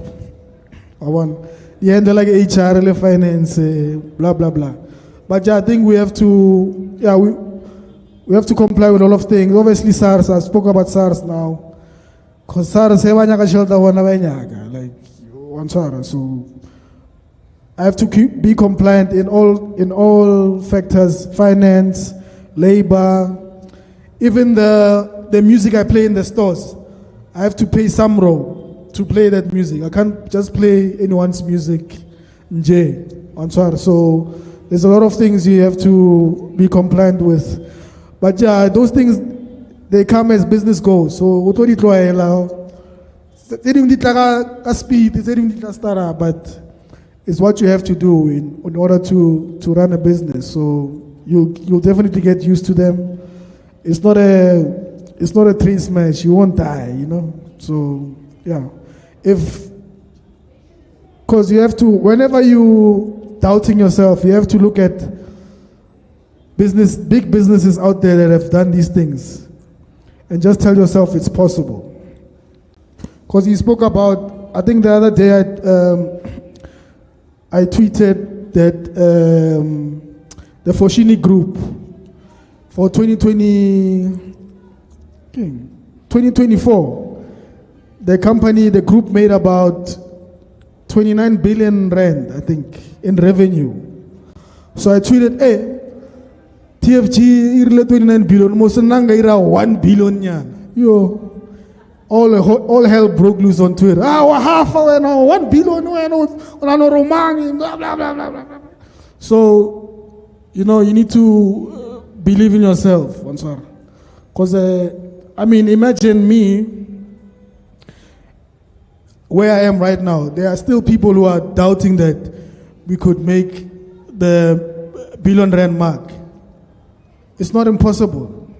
We just need a bit more time and patience, and we'll get there. You know, that 29 billion TFG relay, all that money is from black people. So how is it impossible for me to make a billion? It's not impossible. So you have to always have that mindset of anything is possible because it's already been done. I'm sorry. All these things have been done. If you want to open a bank, NetBank has opened a bank. That means it's possible.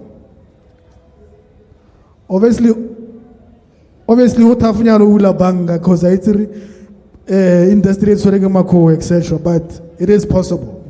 Whatever you want to do is possible because it has been done before.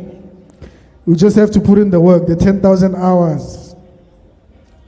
So if you For instance, if you're a musician, you have to at least make one song a day. If you're a photographer, you have to take at least one picture a day. If you want to be an influencer, you have to shoot a video at least once a day. Whether we promote sunlight, liquid soap, mama how use what you have. And eventually brands will come and say, hey, promote that day. But you have to put in the hours. Otherwise, no one will see you. So even this lady with the stall, she's putting in the hours. Today she might not make a sale, but there's 100 people that saw her table today. Maybe next week, but if you're not about to say, it's a wasted opportunity. So you have to put in the hours whether you succeed or not. You have to put in the hours. There's no shortcut. There's no. You have to put in the hours. That's it. Sure. Big round of applause. Thank you. And then I guess the last one in wrapping up was the one I had mentioned. What is the everlasting impact that you want to continuously have? And how do you want to be remembered? To the youth and all the entrepreneurs wanting to start a business, through me, I want them to see that it's possible. You know what I mean? But obviously, you have to put in the work. But this thing is really possible. Obviously, we all come from different backgrounds, different disadvantages, etc. But at the end of the day, what you want to do is possible. It's only up to you if you want to take it further, you know what I mean? And I think how I want to be remembered is, I don't know.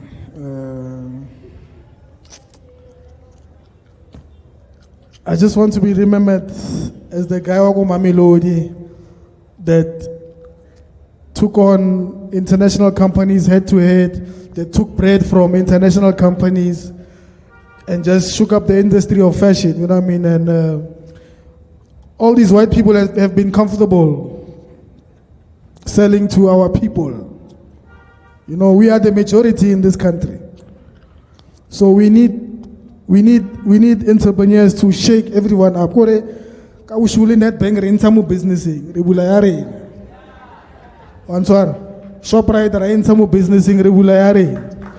it is possible. Because all these companies, we are the ones who made them. Thing is, the disadvantage is that I don't know organized. Then we can literally take over every industry in this country, whether power or food, music, blah blah blah, etc. All you have to do is be organized, and each and every one of you, let's not give up, but be consistent in your dreams. Don't let people deter you from your dreams. Keep pushing, guys. The sky is not even the limit. So all these things are possible. We need to take over this country business by business. Obviously, maybe after 10, 20 years, I'll be a TFG, Gira 29 billion. And below me, there will be smaller GalxBoys, the sister thing, at Kirela 500 million high, etc. So we need to take over all the industries because it is possible. We just have to organize. Yeah. I know, and that right there, ladies and gentlemen, is Mbawula Chat. Thank you so, so much. Let's give him a big round of applause. And then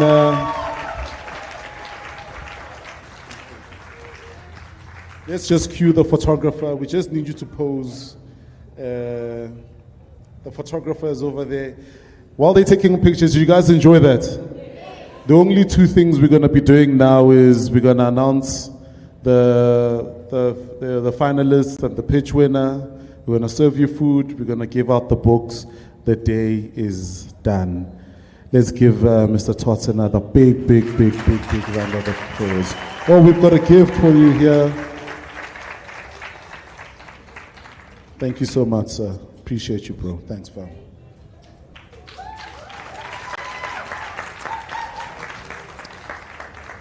Thank you so much, gentlemen, for the Mbawula. It was worth it, I believe. Right now, we are going to hand over the certificate to our 6 pitch winners. Can you please come to the stage? Yeah.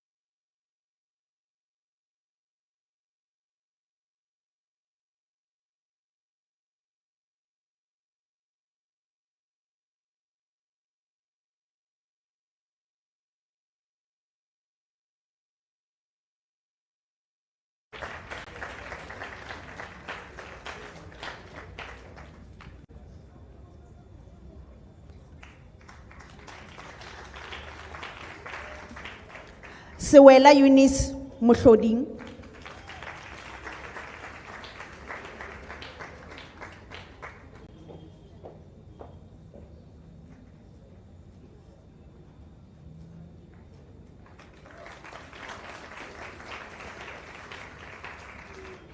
Sechaba Palani.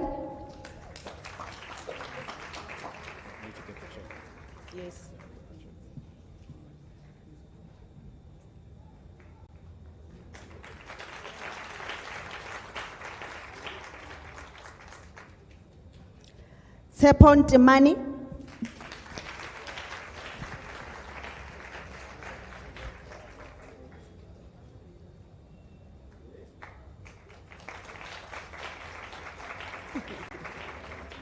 May I kindly ask you, the judges, to come to the stage?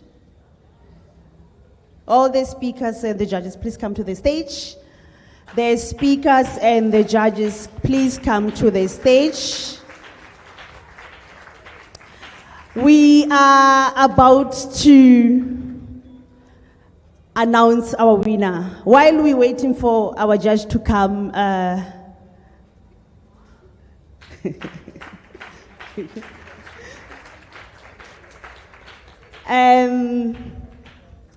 I take this?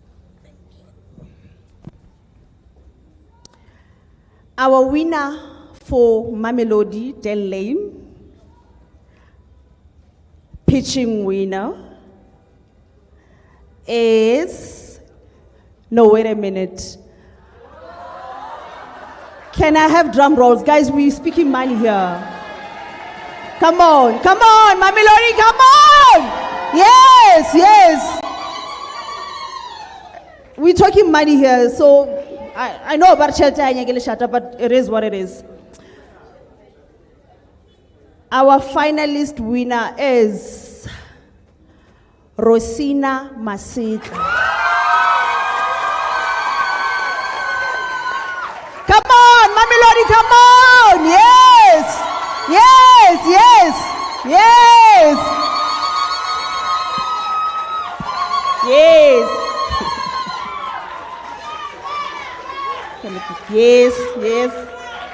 Yes, Mamelodi, come on! Yes! Go closer back.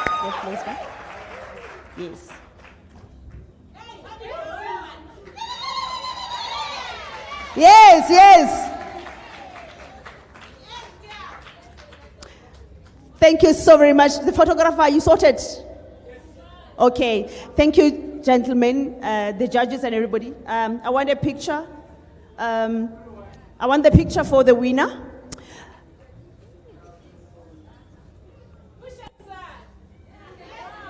Yes.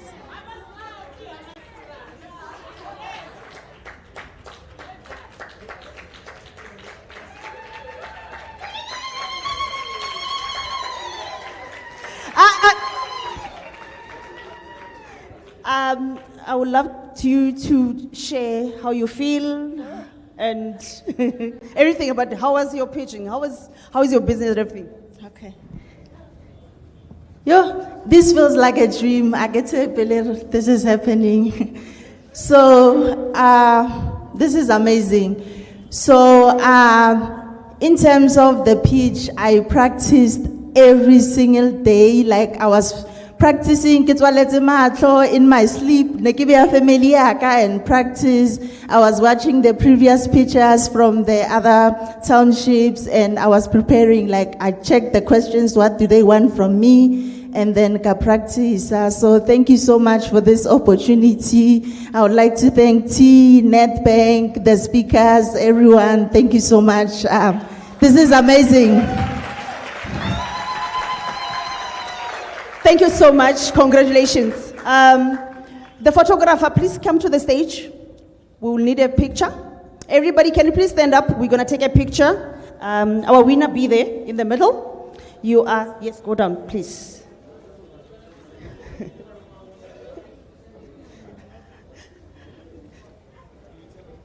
Ten, look at the stage. Yes. There.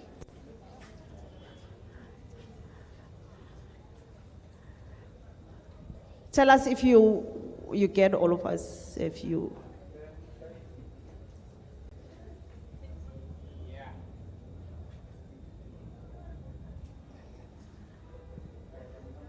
You ready? Okay, he's gonna take one picture. Now we're gonna take a picture congratulating her. Obviously we can't congratulate her sitting like this, ne? So we're gonna go like, you know, like celebrating. We are celebrating her. Yes. In 2, 1, 3, let's go. Yay!